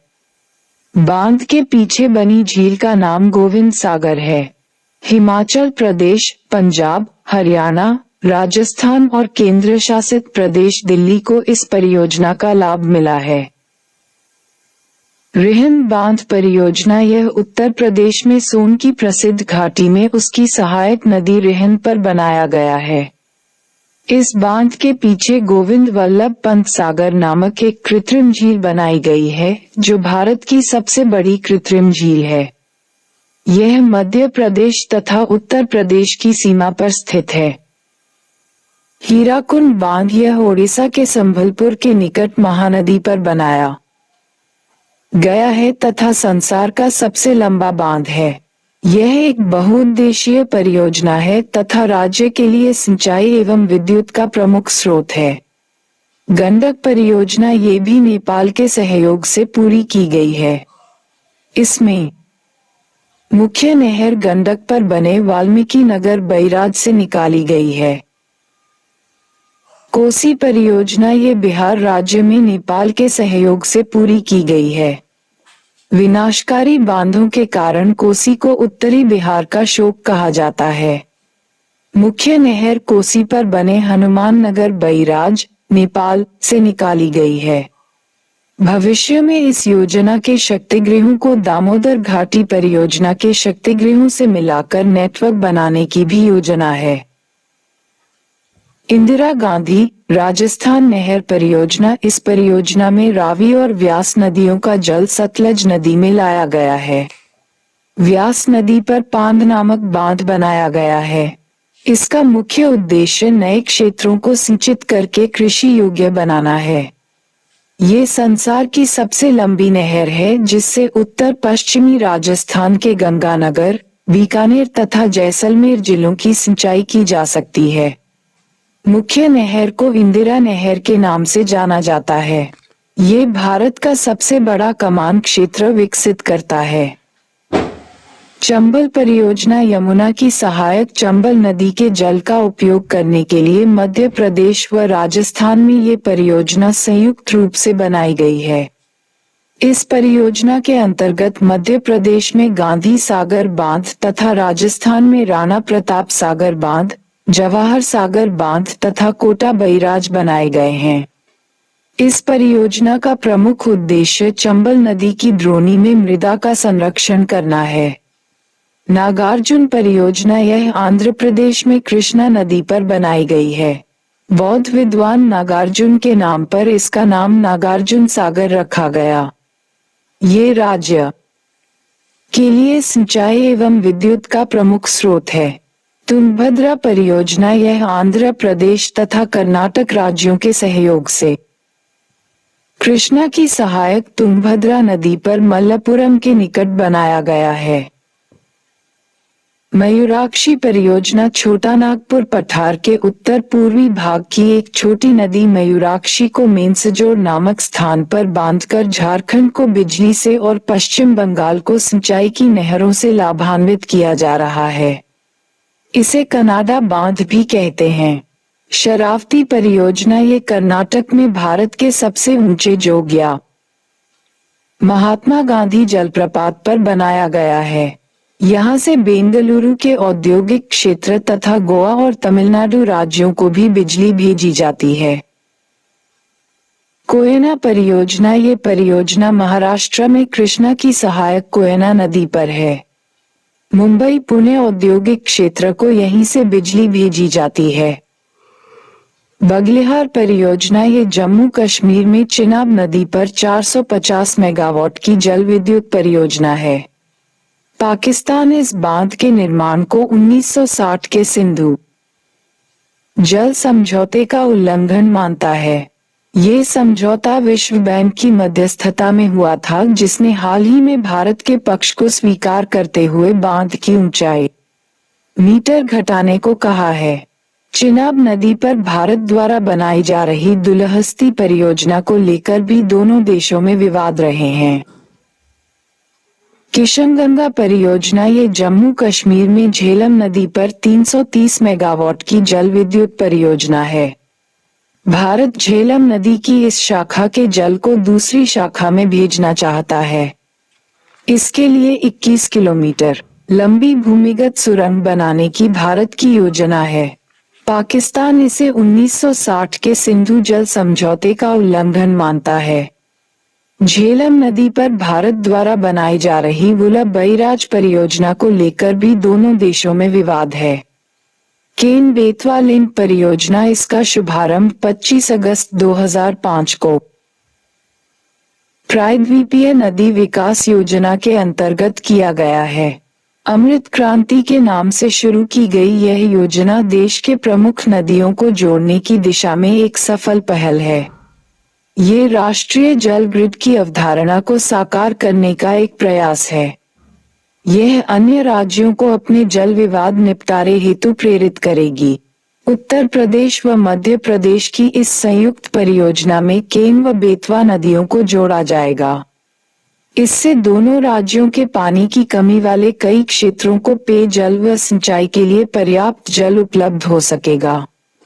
4,263 करोड़ लागत की इस परियोजना से 8.81 लाख हेक्टेयर क्षेत्र में सिंचाई होगी व 72 मेगावाट विद्युत उत्पादन होगा। दोनों नदियों को जोड़ने के लिए 73 मीटर ऊंचा दौधन बांध व 231 किलोमीटर लंबा नहर तैयार किया जाएगा। लिक नहर बेतवा नदी पर बने बरुआ सागर जलाशय में मिलाई जाएगी। सरदार सरोवर परियोजना, सरदार सरोवर परियोजना मध्य प्रदेश, महाराष्ट्र, गुजरात व राजस्थान की संयुक्त परियोजना है, जो नर्मदा व उसकी सहायक नदियों पर बनाई जा रही है। इस परियोजना में कुल 30 बड़े, 135 मध्यम व 3000 लघु बांध बनाए जा रहे हैं। 30 बड़े बांधों में से 6 बहुउद्देशीय, 5 जल विद्युत व 19 सिंचाई परियोजनाएं हैं। इन मुख्य बांधों में 10 नर्मदा नदी पर व 20 उसकी सहायक नदियों पर बनाए जा रहे हैं। नर्मदा नदी के कुल अपवाह क्षेत्र का 86% मध्य प्रदेश में, 12% महाराष्ट्र में और 2% गुजरात में है। नर्मदा और उसकी सहायक नदियों का कुल अपवाह क्षेत्र सतलज, रावी व व्यास नदियों के कुल अपवाह क्षेत्र से अधिक है। पूर्ण होने के पश्चात ये परियोजना भारत का सबसे बड़ा कमान क्षेत्र विकसित करेगी। टिहरी परियोजना उत्तराखंड में भागीरथी व भिलांगना नदी के संगम पर यह विश्व का सबसे ऊंचा चट्टान आधारित बांध होगा। इस परियोजना से प्रथम चरण में 1000 मेगावाट तथा द्वितीय चरण में 1400 मेगावाट अर्थात कुल 2400 मेगावाट बिजली का उत्पादन संभव हो सकेगा। इससे विशाल जनसंख्या को जल आपूर्ति संभव होगी। यहाँ 2.7 लाख हेक्टेयर कृषि भूमि की सिंचाई संभव होगी। इस प्रकार यहाँ सूखे के प्रभाव को कम किया जा सकेगा। बाढ़ नियंत्रण के साथ इस परियोजना में मत्स्य पालन एवं नहरी परिवहन भी हो सकेगा। क्षेत्र में आधारभूत संरचना का विकास कर रोजगार भी बढ़ाया जा सकेगा एवं इसके अलावा इससे यहाँ पर विकास कार्यों में प्रगति आएगी। नदी जल विवाद। जब किसी भी वस्तु की कमी होती है तो इसे पाने तथा प्रयोग करने के संबंध में कई विवाद खड़े हो जाते हैं और जल कोई अपवाद नहीं है। भारत की अधिकांश बड़ी नदियां 2 या 2 से अधिक राज्यों में बहती है और उन्हें अंतर्राज्यीय नदियों के नाम से पुकारा जाता है। प्रत्येक राज्य संबंधित नदी से अधिकतम लाभ उठाना चाहता है, जिससे राज्यों के बीच नदी के जल को लेकर तनाव पैदा हो जाता है। तनाव से विवाद उत्पन्न हो जाता है और पड़ोसी राज्यों के अंतर्संबंधों में कटुता पैदा हो जाती है।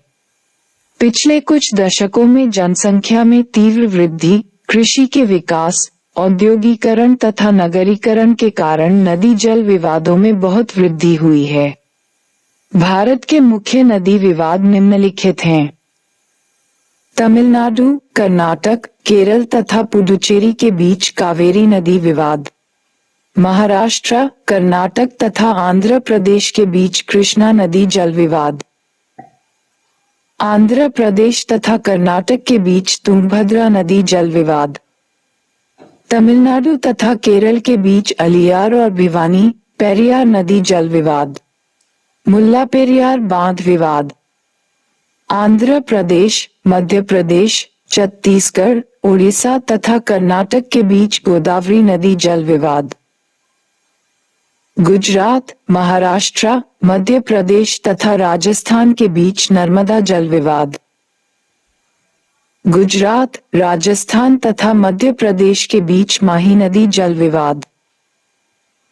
पंजाब, हरियाणा, हिमाचल प्रदेश, राजस्थान, जम्मू कश्मीर तथा दिल्ली के बीच रावी एवं व्यास नदियों संबंधी जल विवाद।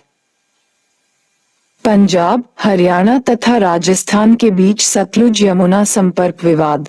उत्तर प्रदेश, हरियाणा, हिमाचल प्रदेश, पंजाब, राजस्थान, मध्य प्रदेश तथा दिल्ली के बीच यमुना नदी के जल का विवाद। उत्तर प्रदेश तथा बिहार के बीच कर्मनाशा नदी जल विवाद। असम तथा मणिपुर के बीच बराक नदी जल विवाद। नदी जल विवादों को सुलझाने के लिए भारत सरकार ने 1956 के अंतर्राज्यीय जल विवाद अधिनियम के तहत जल विवाद अधिकरण का गठन किया था। मुल्ला पेरियार बांध केरल एवं तमिलनाडु के बीच तनाव का कारण। तमिलनाडु एवं केरल के बीच केरल के पेरियार नदी पर बने मुल्ला पेरियार बांध हाल ही में दोनों राज्यों के बीच विवाद का कारण बनकर उभरे हैं। यह विवाद हाल ही में सुर्खियों में तब आया जब केरल मूल के एक हॉलीवुड निर्देशक ने डेम 999 नामक एक फिल्म का निर्माण किया। फिल्म में एक प्राचीन बांध के टूटने से बनी खतरनाक स्थिति को फिल्माया गया है, जो स्पष्ट रूप से मुल्ला पेरियार बांध पर आधारित है। इस फिल्म को तमिलनाडु सरकार ने अपने राज्य में प्रदर्शित करने पर प्रतिबंध लगा दिया है। उल्लेखनीय है कि मुल्ला पेरियार बांध का विवाद काफी पुराना है। ये बांध केरल के इडुक्की जिले में पेरियार नदी पर बना है, जो 116 साल पुराना है। इसके अनुरक्षण व पर्यवेक्षण का जिम्मा तमिलनाडु के पास है। इसके पानी का इस्तेमाल तमिलनाडु के किसान अपने खेतों की सिंचाई के लिए करते हैं। केरल की चिंता बांध के जीवन को लेकर है। उसके अनुसार बांध पुराना तथा खतरनाक हो गया है। किसी दुर्घटना की स्थिति में केरल के उन 25 लाख लोगों का जीवन संकट में पड़ जाएगा जो निचले इलाके में रहते हैं। केरल का तर्क है कि मुल्ला पेरियार में नया बांध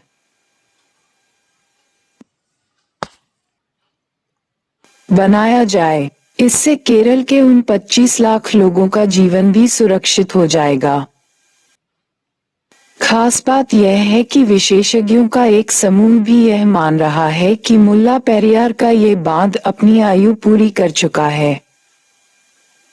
इसके बावजूद तमिलनाडु के कुछ राजनीतिक दल इस मुद्दे को लोगों की भावनाओं के साथ जोड़कर तूल दे रहे हैं। फिल्म डैम 999 के विरोध प्रदर्शन के कारण इस पुराने मुल्ला पेरियार बांध ने दुनिया का ध्यान अपनी ओर आकर्षित कर दिया है।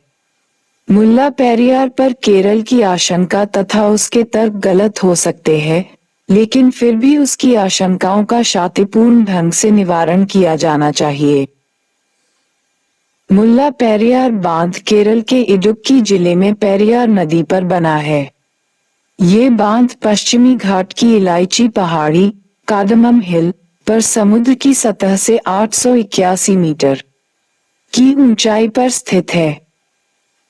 54 मीटर ऊंची तथा 365 मीटर लंबी इस बांध का निर्माण ब्रिटिश सरकार द्वारा 1887 सेकंड 1895 के बीच पूरा किया गया।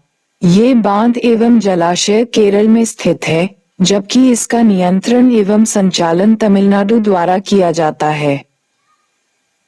इस बांध के जलाशय के चारों ओर पेरियार राष्ट्रीय पार्क स्थित है।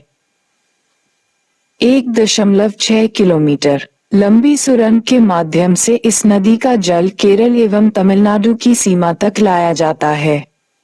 वहां से इसे नहरों के द्वारा तमिलनाडु के रामनाथपुरम, शिवगंगा, थेनी, मदुरै एवं डिंडीगुल जिलों में सिंचाई के लिए प्रयोग में लाया जाता है।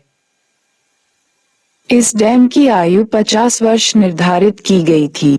1979 में केंद्रीय जल आयोग ने इस जलाशय में जल स्तर की ऊंचाई 46.3 किलोमीटर, बांध की पूरी ऊंचाई से घटाकर 41-45 मीटर करने तथा बांध की सुरक्षा हेतु कुछ उपाय किए जाने की सिफारिश की थी।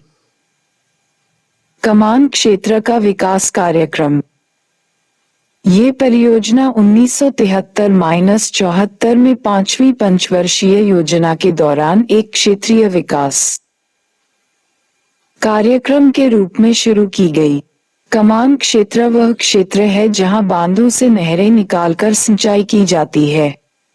वर्तमान समय में 29 राज्यों व 2 केंद्र शासित राज्यों में कुल 310 कमान क्षेत्र विकास कार्यक्रम चलाए जा रहे हैं, जिनसे लगभग 284 लाख हेक्टेयर क्षेत्र की सिंचाई हो रही है।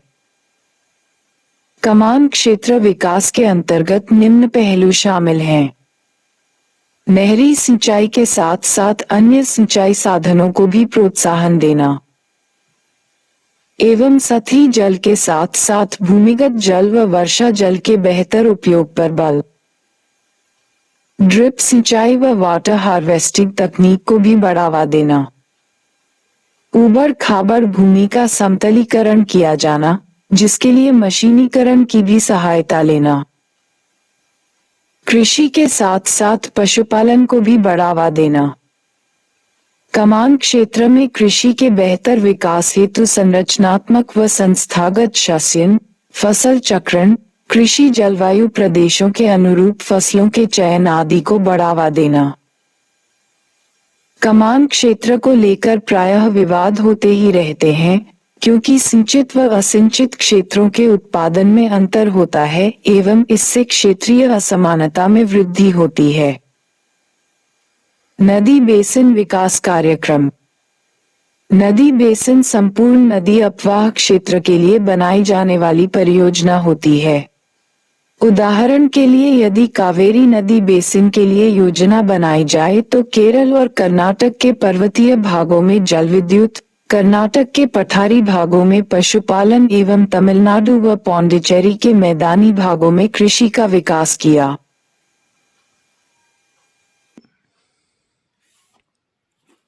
जा सकता है। इस प्रकार संपूर्ण नदी बेसिन क्षेत्र में रहने वाले लोग लाभान्वित होंगे। इसीलिए अब कमान क्षेत्र के स्थान पर नदी बेसिन विकास की अवधारणा पर अधिक बल दिया जा रहा है। ऐसी परियोजनाओं के सफल कार्यान्वयन के लिए नदी बेसिन के जल संसाधनों का सर्वेक्षण जरूरी है। परंतु मुख्य समस्या यह है कि विभिन्न नदियां कई राज्यों से होकर बहती है एवं राज्य जल संसाधनों के बारे में भ्रामक सूचनाएं दे सकते हैं। साथ ही राज्य सूची का विषय होने के कारण जल संसाधनों के बंटवारे व उसके उपयोग करने के तरीकों के बारे में विवाद हो सकते हैं। अतः नदी बेसिन परियोजना को लागू करने के लिए व इसकी प्रभाविता को बढ़ाने के लिए नदी जल को राष्ट्रीय सूची का विषय बनाने की ओर पहल जरूरी है। वर्तमान समय में 23 वृहद नदी बेसिन व 200 लघु नदी बेसिन हैं, जिन्हें पदानुक्रमित करते हुए विकास की योजनाएं बनाई जा सकती है। वाटरशेड विकास वस्तुतः नदी बेसिन की ही छोटी इकाई के अंतर्गत आता है, जिनमें औसतन 500 हेक्टेयर भूमि शामिल की जाती है। राष्ट्रीय जल ग्रिड। राष्ट्रीय जल ग्रिड की संकल्पना सबसे पहले प्रसिद्ध समाजवादी चिंतक राम मनोहर लोहिया ने दिया था। 1972 में के.एल. राव ने इस दिशा में गंगा कावेरी लिंक नहर की संकल्पना की, जिसमें 17 हिमालयी व 19 प्रायद्वीपीय नदियों को जोड़ने की योजना थी, परंतु ढाल प्रवणता व अत्यधिक व्यय को इसके विकास में बाधा माना गया। 2002 में तत्कालीन राष्ट्रपति अब्दुल कलाम ने इस बात पर बल दिया कि बाढ़ व सूखे से निजात पाने के लिए भारत की प्रमुख नदियों को जोड़ा जाना जरूरी है। इसके बाद सर्वोच्च न्यायालय ने भी विभिन्न राज्यों के बीच नदी जल बंटवारे को लेकर बढ़ते विवादों को मद्देनजर सरकारों को यह निर्देश दिया कि देश भर की नदियों को आपस में जोड़ने के हर संभव प्रयास किए जाए तथा 10 वर्षों के अंदर इस लक्ष्य को पूरा किया जाए। राष्ट्रीय विकास एजेंसी ने इस परिप्रेक्ष्य में उत्तर के नदी बेसिन को दक्षिण के नदी बेसिनों से जोड़ने तथा पूर्व के नदी बेसिनों को पश्चिम के नदी बेसिनों से जोड़ने के व्यवहारिक रणनीति बनाने के प्रयास किए ताकि राष्ट्रीय जल ग्रिड का निर्माण किया जा सके। इसके अंतर्गत 30 ऐसी नदियों की पहचान की गई है जो एक से अधिक राज्यों से होकर गुजरती है। इन नदियों को लिंक नहरों के माध्यम से जोड़ा जाना है, जिससे राष्ट्रीय जल ग्रिड निर्मित होगा। निर्माणाधीन परियोजनाओं Sutlej Vyas link, Brahmaputra Ganga link, Ghaghara Yamuna link, Ganga Suvarna Rekha link, Yamuna Rajasthan link, Kurnool Cuddapah link, Ken Betwa link परियोजना व इंदिरा गांधी नहर परियोजना शामिल है। इन लिंक परियोजनाओं से बेहतर जलापूर्ति संभव होगी, जिनसे बाढ़ व सूखे की समस्या का समाधान संभव होगा। खाद्यान्न व कृषि उत्पादन बढ़ेंगे, जल विद्युत का उत्पादन होगा तथा देश के आर्थिक विकास में गति आएगी। सस्ते व पर्यावरण मित्र जल परिवहन का विकास होगा। राष्ट्रीय जल ग्रिड का निर्माण भू राजनीतिक उद्देश्य से भी महत्वपूर्ण है, परंतु इसके निर्माण हेतु लगभग 5 लाख करोड़ रुपए के भारी निवेश की आवश्यकता है। इसके अलावा जल संसाधनों के ठीक से सर्वेक्षण नहीं होने पर नए जल विवादों के उभरने की आशंका भी है। बड़े पैमाने पर विस्थापन व पर्यावरणीय मुद्दे भी इसके निर्माण में बाधा हैं। अतः उपरोक्त समस्याओं को ध्यान में रखते हुए ही राष्ट्रीय जल ग्रिड का विकास किया जाना जरूरी है। राष्ट्रीय जल ग्रिड की प्रमुख परियोजनाएं। गंगा कावेरी संपर्क नहर। इस योजना के तहत गंगा को कावेरी नदी से एक मानव निर्मित नहर 2636 किलोमीटर से जोड़ा जाएगा। इस नहर से पेयजल, सिंचाई, बिजली उत्पादन, नौसंचालन, बाढ़ नियंत्रण एवं पर्यटन प्रोत्साहन में मदद मिलेगी। इस योजना के तहत पटना के निकट यंग से 1700 क्यूसेक पानी खींचते हुए बड़े पंपों की सहायता से पश्चिम व दक्षिण भारत की ओर भेजा जाएगा। ब्रह्मपुत्र गंगा संपर्क नहर। इसके तहत ब्रह्मपुत्र नदी का अतिरिक्त जल निचले गंगा बेसिन तक पहुंचाया जाएगा। 320 किलोमीटर लंबी नहर के माध्यम से धुबरी बांध को फरक्का बांध से जोड़ा जाएगा। इस परियोजना में बांग्लादेश की भागीदारी भी प्रस्तावित है। नर्मदा संपर्क नहर। नर्मदा नदी का अतिरिक्त जल नहर के माध्यम से कच्छ व गुजरात के सूखा प्रवण क्षेत्रों में पहुंचाया जाएगा। चंबल संपर्क नहर -500 किलोमीटर लंबी नहर के माध्यम से चंबल नदी को इंदिरा गांधी नहर से जोड़ा जाएगा। इस योजना में 200 से 250 मीटर तक जल का उत्तोलन शामिल है। पश्चिमी घाट की नदियों से पूर्व की ओर संपर्क नहरें। इसका उद्देश्य पश्चिमी घाट की पश्चिम की ओर बहने वाली नदियों का अतिरिक्त जल सुरंगों के माध्यम से पश्चिमी घाट के वृष्टि छाया क्षेत्र में पहुंचाया जाएगा। राष्ट्रीय नदी संरक्षण योजना। इसके अंतर्गत 34 नदियों के संरक्षण की योजना है, जो भी 20 राज्यों तक फैली हुई है।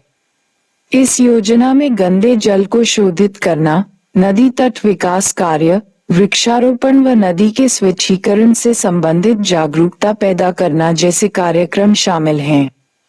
इस योजना के अंतर्गत गंगा, यमुना, गोमती व दामोदर नदियां शामिल नहीं हैं, क्योंकि यह नदियां गंगा कार्य योजना एवं यमुना कार्य योजना के अंतर्गत आती हैं।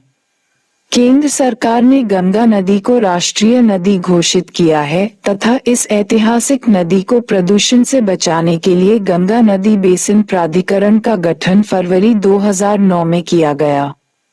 प्रधानमंत्री के अध्यक्षता में गठित इस प्राधिकरण में गंगा नदी बेसिन के राज्यों उत्तराखंड, उत्तर प्रदेश, बिहार, झारखंड और पश्चिम बंगाल के मुख्यमंत्री को भी शामिल किया गया।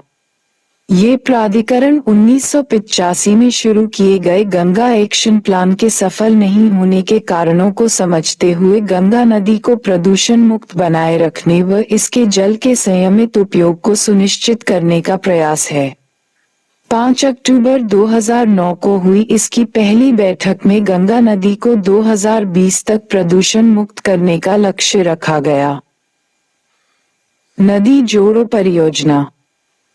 समन्वित नदी घाटी नियोजन की संकल्पना को स्वतंत्रता प्राप्ति के उपरांत चौथी पंचवर्षीय योजना में तत्कालीन सिंचाई मंत्री प्रोफेसर के.एल. राव द्वारा प्रस्तावित राष्ट्रीय जल ग्रिड योजना के साथ ही बल मिला तथा देश में असंतुलित रूप में वितरित जल संसाधन को समन्वित नदी घाटी नियोजन के तहत एक दूसरे से जोड़कर संतुलित अवस्था में लाने का प्रस्ताव रखा गया। ये योजना बढ़ती जनसंख्या, बाढ़ एवं सूखे की आपदाओं की निरंतरत, पेयजल एवं खाद्यान्न की पर्याप्त मात्रा में आवश्यकता के कारण लाभदायक सिद्ध हो रही थी। अंतर्बसिन जल स्थानांतरण कोई नई संकल्पना नहीं है। ये कार्य भारत में 5 शताब्दी पूर्व होने लग गया था। मुगल काल में बनी पश्चिमी यमुना एवं आगरा नहरें इसका उदाहरण हैं। पानी हिमालय से सुदूर क्षेत्रों पंजाब, उत्तर प्रदेश एवं राजस्थान में ले जाया करता था। वर्तमान शताब्दी में इंदिरा गांधी नहर परियोजना द्वारा हिमालय का पानी राजस्थान के मरुस्थल में लाया जा रहा है। यह एक बहुउद्देशीय परियोजना है जो व्यास नदी पर हरिके बैराज से निकाली गई है। इसी प्रकार की अन्य परियोजनाएं पेराम्बिकुलम अलियार, तेलुगु गंगा तथा सरदार सरोवर आदि है। नदियों को जोड़ने की वर्तमान योजना। नदियों को जोड़ने की प्राथमिकता व्यवहारिक रिपोर्ट तैयार की जा चुकी है। राष्ट्रीय जल विकास अभिकरण NWDA प्रायद्वीपीय भारत की नदियों के विकास कार्य की व्यवहारिकता रिपोर्ट अंतिम रूप से तैयार कर ली है। इस कार्य में महानदी, गोदावरी, कृष्णा, पेन्नार और कावेरी नदियों को मिलाया जाएगा। इन बड़ी नदियों के साथ केन, पार्वती, ताप्ती व दमनगंगा, पबा, अचनकोविल, नेत्रवती, बेरती, वैगाई तथा व्यापार आदि छोटी नदियों को भी जोड़ा जाएगा, जिनके अंतर्गत महानदी, गोदावरी, केन, पार्वती, ताप्ती और दमनगंगा, पबा, अचनकोविल, नेत्रवती तथा बेरती नदियों का अतिरिक्त जल कृष्णा, पेन्नार, कावेरी, वैगाई तथा व्यापार नदियों के सूखे बेसिनों की ओर मोड़ा जाएगा। इस तंत्र में 17 लिंक व 27 बड़े बांधों के साथ कुल 4777 किलोमीटर लंबी नहर बनाई जाएगी, जिसमें 94 किलोमीटर लंबी सुरंग भी सम्मिलित हैं। इस नहर द्वारा 14,128.8 करोड़ घन मीटर जल मोड़ा जाएगा, जिससे जलापूर्ति के साथ ही 4000 मेगावाट जल विद्युत भी उत्पन्न की जा सकेगी। प्रायद्वीपीय जल तंत्र के विकास पर कुल 1,05,745 करोड़ रुपए की लागत आएगी। दक्षिण की नदियों को जोड़ने का सर्वाधिक लाभ ओडिशा, आंध्र प्रदेश, कर्नाटक तथा तमिलनाडु को होगा। हिमालयी नदियों में भारत, नेपाल और भूटान में गंगा, ब्रह्मपुत्र और उसकी सहायक नदियों को गंगा से मिलाया जाएगा और गंगा को महानदी से जोड़ा जाएगा। इस तंत्र में शारदा, घाघरा, गंडक, बनास, आई, रिडिक, तोरसा और जलढाका का पानी यमुना, ओखला, गंगा, नरौरा, सोन बेसिन, इंद्रपुरी बैराज तथा कुडवान बांध तक और रामगंगा के सब बेसिनों तक ले जाया जाएगा, जिसके लिए 19 लिंक तथा 9 बड़े बांध हिमालयी नदी तंत्र में कुल 6099 किलोमीटर लंबी नहर व्यवस्था बनेगी तथा 30,000 मेगावाट जल विद्युत का उत्पादन होगा। वर्तमान में केंद्रीय जल विकास अभिकरण NWDA ने हिमालय क्षेत्र में नदियों का विकास कार्य प्रारंभ कर दिया है। हिमालय क्षेत्र का पानी असम, पश्चिमी बंगाल, बिहार, झारखंड और ओडिशा में पहुंचाया जाएगा। गंगा की सहायक घाघरा, गंडक, शारदा तथा यमुना को राजस्थान तथा साबरमती से जोड़कर पानी पहुंचाया जाएगा। इस नहर से राजस्थान के बड़े भाग को पानी मिलेगा, जो वर्ष के अधिकांश समय में शुष्क रहता है। इस प्रकार राष्ट्रीय परिप्रेक्ष्य में संपूर्ण नदी तंत्र को विकसित करने में कुल लागत 5,60,000 करोड़ रुपए आएगी, जिसमें इस जल ग्रिड के निर्माण के साथ ही जल विद्युत निर्माण पर आने वाली लागत 2,60,000 करोड़ रुपए भी सम्मिलित है। इस योजना के पूर्ण होने पर एकल घरेलू उत्पादन में होने वाली वृद्धि को देखते हुए तर्कसंगत है। चीन भी विश्व की सबसे अधिक विनाशकारी नदी हवागहो से जल संसाधनों का उपयोग करने की एक विस्तृत योजना बना रहा है, जिसमें 660 किलोमीटर लंबा जलाशय बनाया जा रहा है। इसका नाम three gorges dam, three George dam रखा गया है। इससे बाढ़ नियंत्रण के साथ ही विद्युत उत्पादन भी किया जाएगा, जिसकी कुल लागत 3 लाख करोड़ रुपए आएगी। देश की नदियों को जोड़ने के उपरांत भौतिक, आर्थिक व सांस्कृतिक परिवर्तन आएंगे तथा देश विभिन्न भागों में विविध रूप से लाभ उठा सकेंगे। इस परियोजना के पूर्ण होने के उपरांत निम्नलिखित लाभ मिल सकेंगे। बाढ़ नियंत्रण, सूखे की समाप्ति, देश के 3.4 करोड़ हेक्टेयर असिंचित क्षेत्र को सिंचाई सुविधाएं उपलब्ध होंगी। सस्ती जल विद्युत मिलेगी। योजना के पूर्ण होने पर 34,000 मेगावाट सस्ती जल विद्युत का उत्पादन होगा। 101 जिलों एवं 5 महानगरों को पेयजल की आपूर्ति हो सकेंगी। कृषि उत्पादों में वृद्धि, नौसंचालन, मत्स्य पालन, अंतर्राष्ट्रीय जल विवादों से मुक्ति, रोजगार के अवसर, प्रतिवर्ष 3.7 करोड़ रोजगारों का सृजन, सकल घरेलू उत्पादन में वृद्धि से राष्ट्रीय अर्थव्यवस्था मजबूत होगी।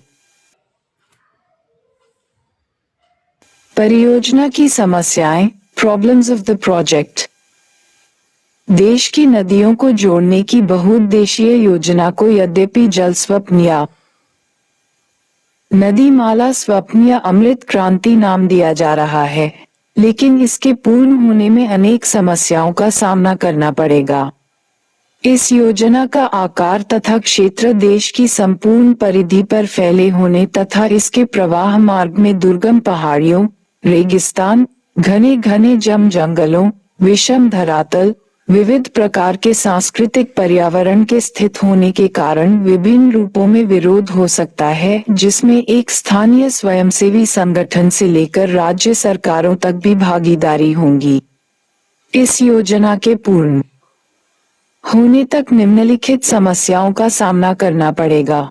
तकनीकी समस्याएं, टेक्निकल प्रॉब्लम्स। इस परियोजना पर कार्य कर रहे अभियंताओं ने बताया है कि यद्यपि यह तकनीकी दृष्टि से व्यवहारिक है, लेकिन इस पर सर्वसम्मति नहीं बन पाई है। अभियंताओं के अनुसार एक बेसिन से दूसरे बेसिन में जल स्थानांतरित किया जा सकता है, लेकिन भारत के मानचित्र जिस पर ये नदी संपर्क प्रस्तावित हैं, को दर्शाने हेतु आरेखित रेखाओं का द्विघातीय और रूढ़िवादी निरूपण किया गया है, जो केवल लंबाई और चौड़ाई को ही दर्शाते हैं। तीसरा आयाम ऊंचाई या गहराई नहीं दर्शाई गई है। भारत के सतही भूभागों में कहीं मैदानी भाग तो कहीं पठार व पहाड़ है, जिसके कारण कहीं पानी को दबाव के सहारे उठाना पड़ सकता है। उत्तरी मैदान में पश्चिम से पूर्व तक संपूर्ण दक्षिण सीमा पर पठारी किनारा है, जहां अधिकतम जल उत्थान की दर गंगा में बाढ़ के दौरान पानी की आवक से अधिक है। स्पष्ट है कि इस तंत्र के विकास के उपरांत भी जल का बड़ा भाग समुद्रों में चला जाएगा। राजनीतिक समस्याएं, पॉलिटिकल प्रॉब्लम्स, विभिन्न राज्यों की राजनीतिक सोच भी नदियों को जोड़ने में समस्या बनेगी। जल के बंटवारे से संबंधित मुद्दों, सरकारों एवं स्वयंसेवी संगठनों के विरोध का सामना करना पड़ेगा। वर्तमान में कोई भी राज्य यह नहीं मानता कि उसके पास पानी की मात्रा अधिशेष है। राज्य इंटरबेसिन योजनाओं की बजाय अंतः बेसिन योजना को अधिक प्राथमिकता दे रहे हैं। इसलिए नदी तंत्र विकसित करने के लिए राज्यों के मध्य सर्वसहमति का वातावरण बनाना प्रमुख राजनीतिक कार्य है। इसके लिए लोगों से भी विचार करना चाहिए। कुछ नदियों का स्वरूप अंतर्राष्ट्रीय है, जिसके लिए अंतर्राष्ट्रीय परिणामों पर भी चिंतन करना आवश्यक है। पूर्व में चल रही बहुउद्देशीय परियोजना, सरदार सरोवर एवं टिहरी परियोजना के अनुभवों से स्पष्ट हुआ है कि इस व्यवस्था में कुछ सामाजिक मुद्दे भी सम्मिलित होते हैं, जिसमें लोगों का विस्थापन एवं पुनर्वास मुख्य प्रश्न है। इन सभी के समाधान अभी तक सामने नहीं आए हैं। जल संविधान की समवर्ती सूची में है और संविधान में संशोधन करके इसे राष्ट्रीय संसाधन बनाए बिना केंद्र राज्यों को इसे मानने पर मजबूर नहीं कर सकता है। आर्थिक समस्याएं, इकोनॉमिक प्रॉब्लम्स। इस संपूर्ण परियोजना के लिए वर्ष 2002 के मूल्य स्तर पर 5,60,000 करोड़ की आवश्यकता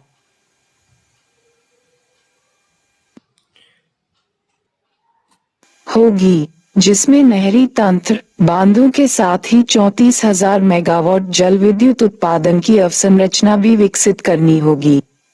विशेषज्ञों के अनुसार भारत जैसे विकासशील देश के लिए ये धनराशि कम नहीं है।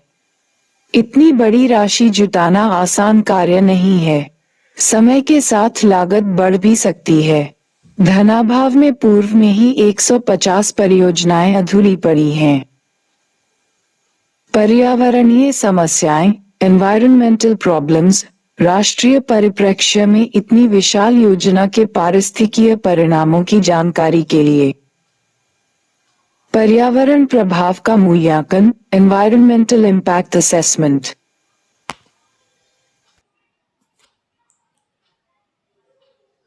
EIA करना आवश्यक है। एक बेसिन से दूसरे बेसिन में जल ले जाने के लिए नहर या सुरंग बनाई जाती है, जिसके लिए वनावरण को साफ किया जाता है तथा इस क्षेत्र में आने वाली जनसंख्या का विस्थापन किया जाता है। यदि नहर का रास्ता संवेदनशील वन क्षेत्र से जाता है, जिसे वन जीवों के लिए संरक्षित किया गया है, तो इसके नष्ट हो जाने से विस्तृत पैमाने पर पारिस्थितिकीय असंतुलन उत्पन्न हो जाता है। इस योजना में 79,292 हेक्टेयर वनावरण डूबे क्षेत्र में आएगा, जो बड़ी पारिस्थितिकीय समस्या है। नर्मदा बचाओ आंदोलन की प्रणेता मेधा पाटेकर के अनुसार यह नदियों की पारिस्थितिकीय के साथ सियासी छेड़छाड़ है। समुद्र में प्रवाहित होने वाले पानी को दूसरे बेसिनों में भेजने से नदियों के डेल्टाई भाग बंजर हो जाएंगे तथा आर्द्र भूमि नष्ट हो सकती है। परियोजना के पूर्ण होने के उपरांत भी अनेक पर्यावरण समस्याएं उत्पन्न हो सकती हैं। ऐसा अनुमान पूर्व में तैयार परियोजनाओं के सिंचित क्षेत्रों में दृष्टिगत हो रहा है। वर्षों से शुष्क रहे क्षेत्रों की भूमि की प्रकृति अधिक जल वहन नहीं कर सकती है। इंदिरा गांधी नहर क्षेत्र में जलीय जमाव, वाटरलॉगिंग, लवणीय सैलिनाइजेशन तथा क्षारीयकरण, अल्कलाइजेशन जैसी समस्याएं दृष्टिगत हैं, जिनसे बंजर भूमि का विस्तार हुआ है। इस समस्या के पीछे सबसे बड़ा कारण सिंचाई जल के वितरण में विषमता रहा है। नदियों को जोड़ने में आने वाली सभी रुकावटों का सामना करते हुए केंद्र सरकार के साथ मिलकर हजारों लाखों स्वयंसेवी संगठनों, गैर सरकारी संगठनों, राज्य सरकारों, राजनीतिक दलों, पंचायतों तथा नगर पालिकाओं आदि को एकजुट होकर इस योजना को पूर्ण करने में सहयोग करना होगा, अन्यथा जल संकट से निजात पाने का वर्तमान में कोई उपाय दृष्टिगत नहीं हो रहा है। आज संपूर्ण विश्व के साथ भारत भी गंभीर जल संकट का सामना कर रहा है। विगत दशक में निरंतर आ रही वर्षा की कमी से सतही जल भी कम हो रहा, जिसके फलस्वरूप पंजाब, हरियाणा, गुजरात, उत्तर प्रदेश व तमिलनाडु में भूजल का 50% दोहन किया जा चुका है। कम वर्षा के दौर में अब भूजल भी समाप्ति की ओर है, तो ऐसे में नदी बेसिनों को जोड़ना ही एकमात्र विकल्प बचा है। जलवायु परिवर्तन एवं नदियों को जोड़ने की योजना। इस योजना का मूल पक्ष अधिक जल वाली नदियों को कम जल वाली नदियों से जोड़ने पर आधारित है, जिसके लिए आवश्यक है कि नदियों में जल की पर्याप्त मात्रा बनी रहे। यदि नदियों में जल सूखता चला गया तो भविष्य में इस विशाल संरचना का क्या महत्व रहेगा। विगत शताब्दी के अंतिम दशकों में तीव्र आर्थिक क्रियाओं के कारण जलवायु संतुलन बिगड़ गया है। फलस्वरूप हिमालय की हिम पिघल रही है तथा इसका विस्तार कम होता जा रहा है। सर्दियों में हिमालय की चोटियां मोटी हिमचादर से ढकी होनी चाहिए। पर्यावरणविदों के अनुसार आगामी 20 से 30 वर्षों में हिमालय की बर्फ में भारी कमी आएगी तथा नदियों को हिमालय से पिघलती बर्फ के रूप में पानी मिलना बंद हो जाएगा।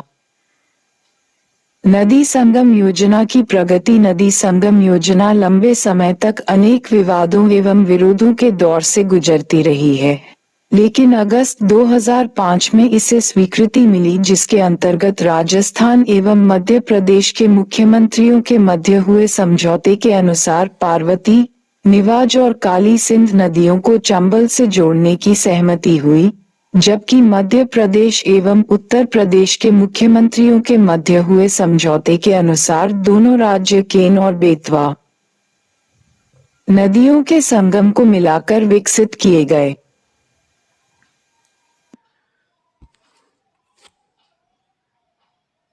आपदा प्रबंधन। प्रकृति में भूकंप, ज्वालामुखी उद्गार, बाढ़, चक्रवात, हरिकेन, टॉर्नेडो, टाइफून, भूस्खलन आदि अपना प्रभाव डालते हैं। इन क्रियाओं के प्रकोप से मानव तथा अन्य जीव जंतु प्रभावित होते हैं। विगत दशकों में देश के लगभग सभी भागों में महाविपत्तिकारी घटनाएं घटी हैं। पृथ्वी पर प्रत्येक स्थिति में कहीं न कहीं किसी न किसी रूप में आपदाएं उत्पन्न हो रही हैं। जल के अभाव में भीषण सूखा उत्तर पश्चिम भारत सहित अफ्रीकी प्रदेश पड़ता है, तो जलाधिक्य की स्थिति में बाढ़ की स्थिति बन जाता है, जैसे पश्चिमी भारत में भीषण सूखा पड़ रहा है तथा पूर्वी भारत में बाढ़ की स्थिति बन रही है। इस प्रकार असंतुलन की स्थिति में भूकंप एवं भूस्खलन की घटनाएं हो रही हैं। वर्षों से संतुलित अवस्था में चल रहे मानसून को नूतन वर्षों में उत्पन्न एल नीनो ने प्रभावित किया, जिस कारण दक्षिणी पूर्वी एशिया के अनेक स्थानों को सूखे की स्थिति का सामना करना पड़ा है। पृथ्वी पर समतल एवं उर्वरक क्षेत्रों में भी आपदापन घटनाएं होने लगी हैं। समतल क्षेत्रों में सघन कृषि करने के लिए भूजल संसाधन का अंधाधुंध दोहन किया गया, जिससे भयंकर जल संकट उत्पन्न हो गया था। ऐसी स्थिति में दूसरी आपदाओं की तीव्रता बढ़ जाती है। 26 जनवरी 2001 को गुजरात में आए भूकंप के बारे में शोध के उपरांत स्पष्ट हुआ कि राजस्थान के विभिन्न भागों में नलकूप लगवाकर भूजल का अतिदोहन किया जा रहा है, जिसके दुष्परिणाम आने वाले समय में भूकंप जैसी भीषण प्राकृतिक आपदा के रूप में सहन करने पड़ सकते हैं। दोहन के अनुपात में भूजल का पुनर्भरण न होने पर आंतरिक चट्टानों में तनाव व फैलाव होता है तथा चट्टानों में दरारें आ जाती है, जिस कारण भूजल के परस्पर एक दूसरे जल भरे एक्विफर में संचरित होने पर भूगर्भिक असंतुलन उत्पन्न हो सकता है तथा साथ ही इन टूटने वाली चट्टानों के टकराने की आशंका बनी रहती है। प्राकृतिक आपदा प्रबंधन के निम्नलिखित 3 चरण होते हैं। आपदाओं के आने की भविष्यवाणी करना या पूर्वानुमान लगाना। आपदा आने के उपरांत तुरंत राहत सामग्री पहुंचाना। आपदाओं के रोकथाम के उपाय करना तथा कुछ सीमा तक समायोजन के उपाय करना। किसी व्यवस्थित क्रम में तैयार की गई आपदा प्रबंध योजना के निम्नलिखित 6 चरण होते हैं। 1. आपदा रोकथाम। आपदा की रोकथाम के उपायों में ऐसे सभी कार्य सम्मिलित हैं जो किसी प्राकृतिक प्रकोप को आपदा में परिवर्तित होने से रोकने के लिए किए जा सकते हैं। ये स्पष्ट है कि समुद्री तूफान, बाढ़ और हिमस्खलन जैसे प्राकृतिक खतरों को रोकने के लिए कुछ नहीं किया जा सकता, लेकिन उनके आपदाकारी प्रभावों को रोकने के लिए प्रयास किए जा सकते हैं। उदाहरण के लिए 29 अक्टूबर 1999 को ओडिशा में आए भीषण समुद्री तूफान की पूर्व सूचना संबंधित जिलों में वायरलेस एवं आकाशवाणी द्वारा 25 अक्टूबर 1999 को दे दी गई थी। इसी प्रकार 1998 के गुजरात तूफान के समय भी इसके अरब सागर में उत्पन्न होते ही गुजरात एवं समीपवर्ती क्षेत्रों को इसकी पूर्व सूचना दे दी गई थी। रोकथाम के कुछ राष्ट्रीय विकास में अंतर्गत आते हैं, जबकि अन्य का संबंध विशेष आपदा प्रबंधन कार्यक्रमों के साथ है। 2. आपदा का प्रभाव कम करना। आपदा का प्रभाव आपदा प्रबंधन योजना का प्रमुख हिस्सा है। सामान्य शब्दों में, प्रभाव कम करने के अंतर्गत उन सभी उपायों को सम्मिलित किया जाता है जिनसे किसी क्षेत्र के लोगों को आपदा से यथासंभव बचाने में मदद मिलती है। प्रभाव कम करने।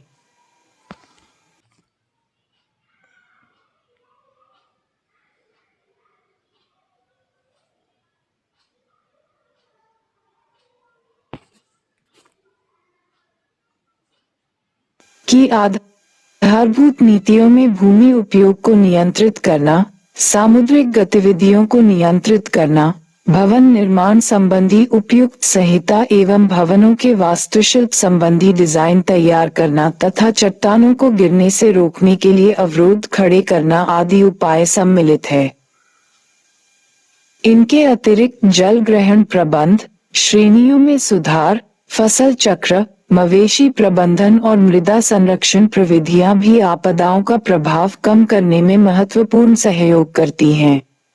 गैर रचनागत उपायों में आपदाओं से रक्षा के लिए पर्याप्त कानून, नियम और उपनियम, बीमा एवं ऋण योजनाएं, शिक्षा और प्रशिक्षण कार्यक्रम, स्वयं सहायता समूहों को सक्रिय बनाना, उपयुक्त चेतावनी प्रणाली और संस्थाओं की स्थापना जैसे उपाय सम्मिलित हैं।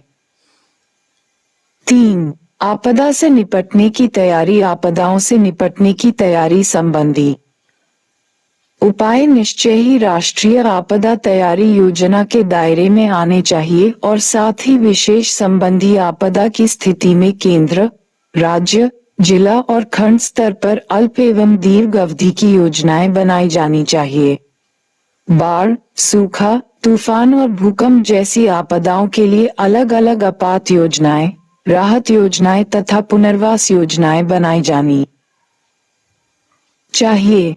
4. आपदा आने पर कार्यवाही करना। आपदा आने पर तुरंत कार्यवाही करनी चाहिए, अन्यथा दूसरी अनेक समस्याएं उत्पन्न हो जाती है, जैसे 1999 के ओडिशा तूफान के कारण उपजी महामारी की आशंका आदि ऐसी ही संबद्ध समस्याएं हैं। अतः तुरंत यथासंभव कार्यवाही की जानी चाहिए। 5. आपदा राहत एवं पुनर्वास। आपदाग्रस्त क्षेत्र में आपदा के स्वरूप एवं सहने की क्षमता अनुसार राहत एवं पुनर्वास के कार्य चलाए जा सकते हैं। आपदा के उपरांत सहायता की आवश्यकता, प्रकार, मात्रा एवं अवधि का निर्धारण करने में इससे सहायता मिलती है। 6. आपदा एवं विकास। आपदाओं का प्रत्यक्ष संबंध विकास से होता है। जनहानि के अतिरिक्त अनेक ऐसी क्रियाएं या तो मंद हो जाती हैं या विनष्ट हो जाती हैं, जो विकास में अपनी महत्वपूर्ण भूमिका निभाती हैं। आपदा से होने वाली क्षति विकास में बाधा बनती है। आपदा क्षति का संग्रह एवं पूर्वानुमान आपदा के कारगर प्रबंधन में सहायक हो सकते हैं। आपदा मानचित्र तैयार करना भी उन सर्वाधिक कारगर उपायों में से एक है जिनसे आपदा प्रबंधन के विभिन्न पहलुओं के बारे में आंकड़े एकत्र कर उनका विश्लेषण किया जा सकता है।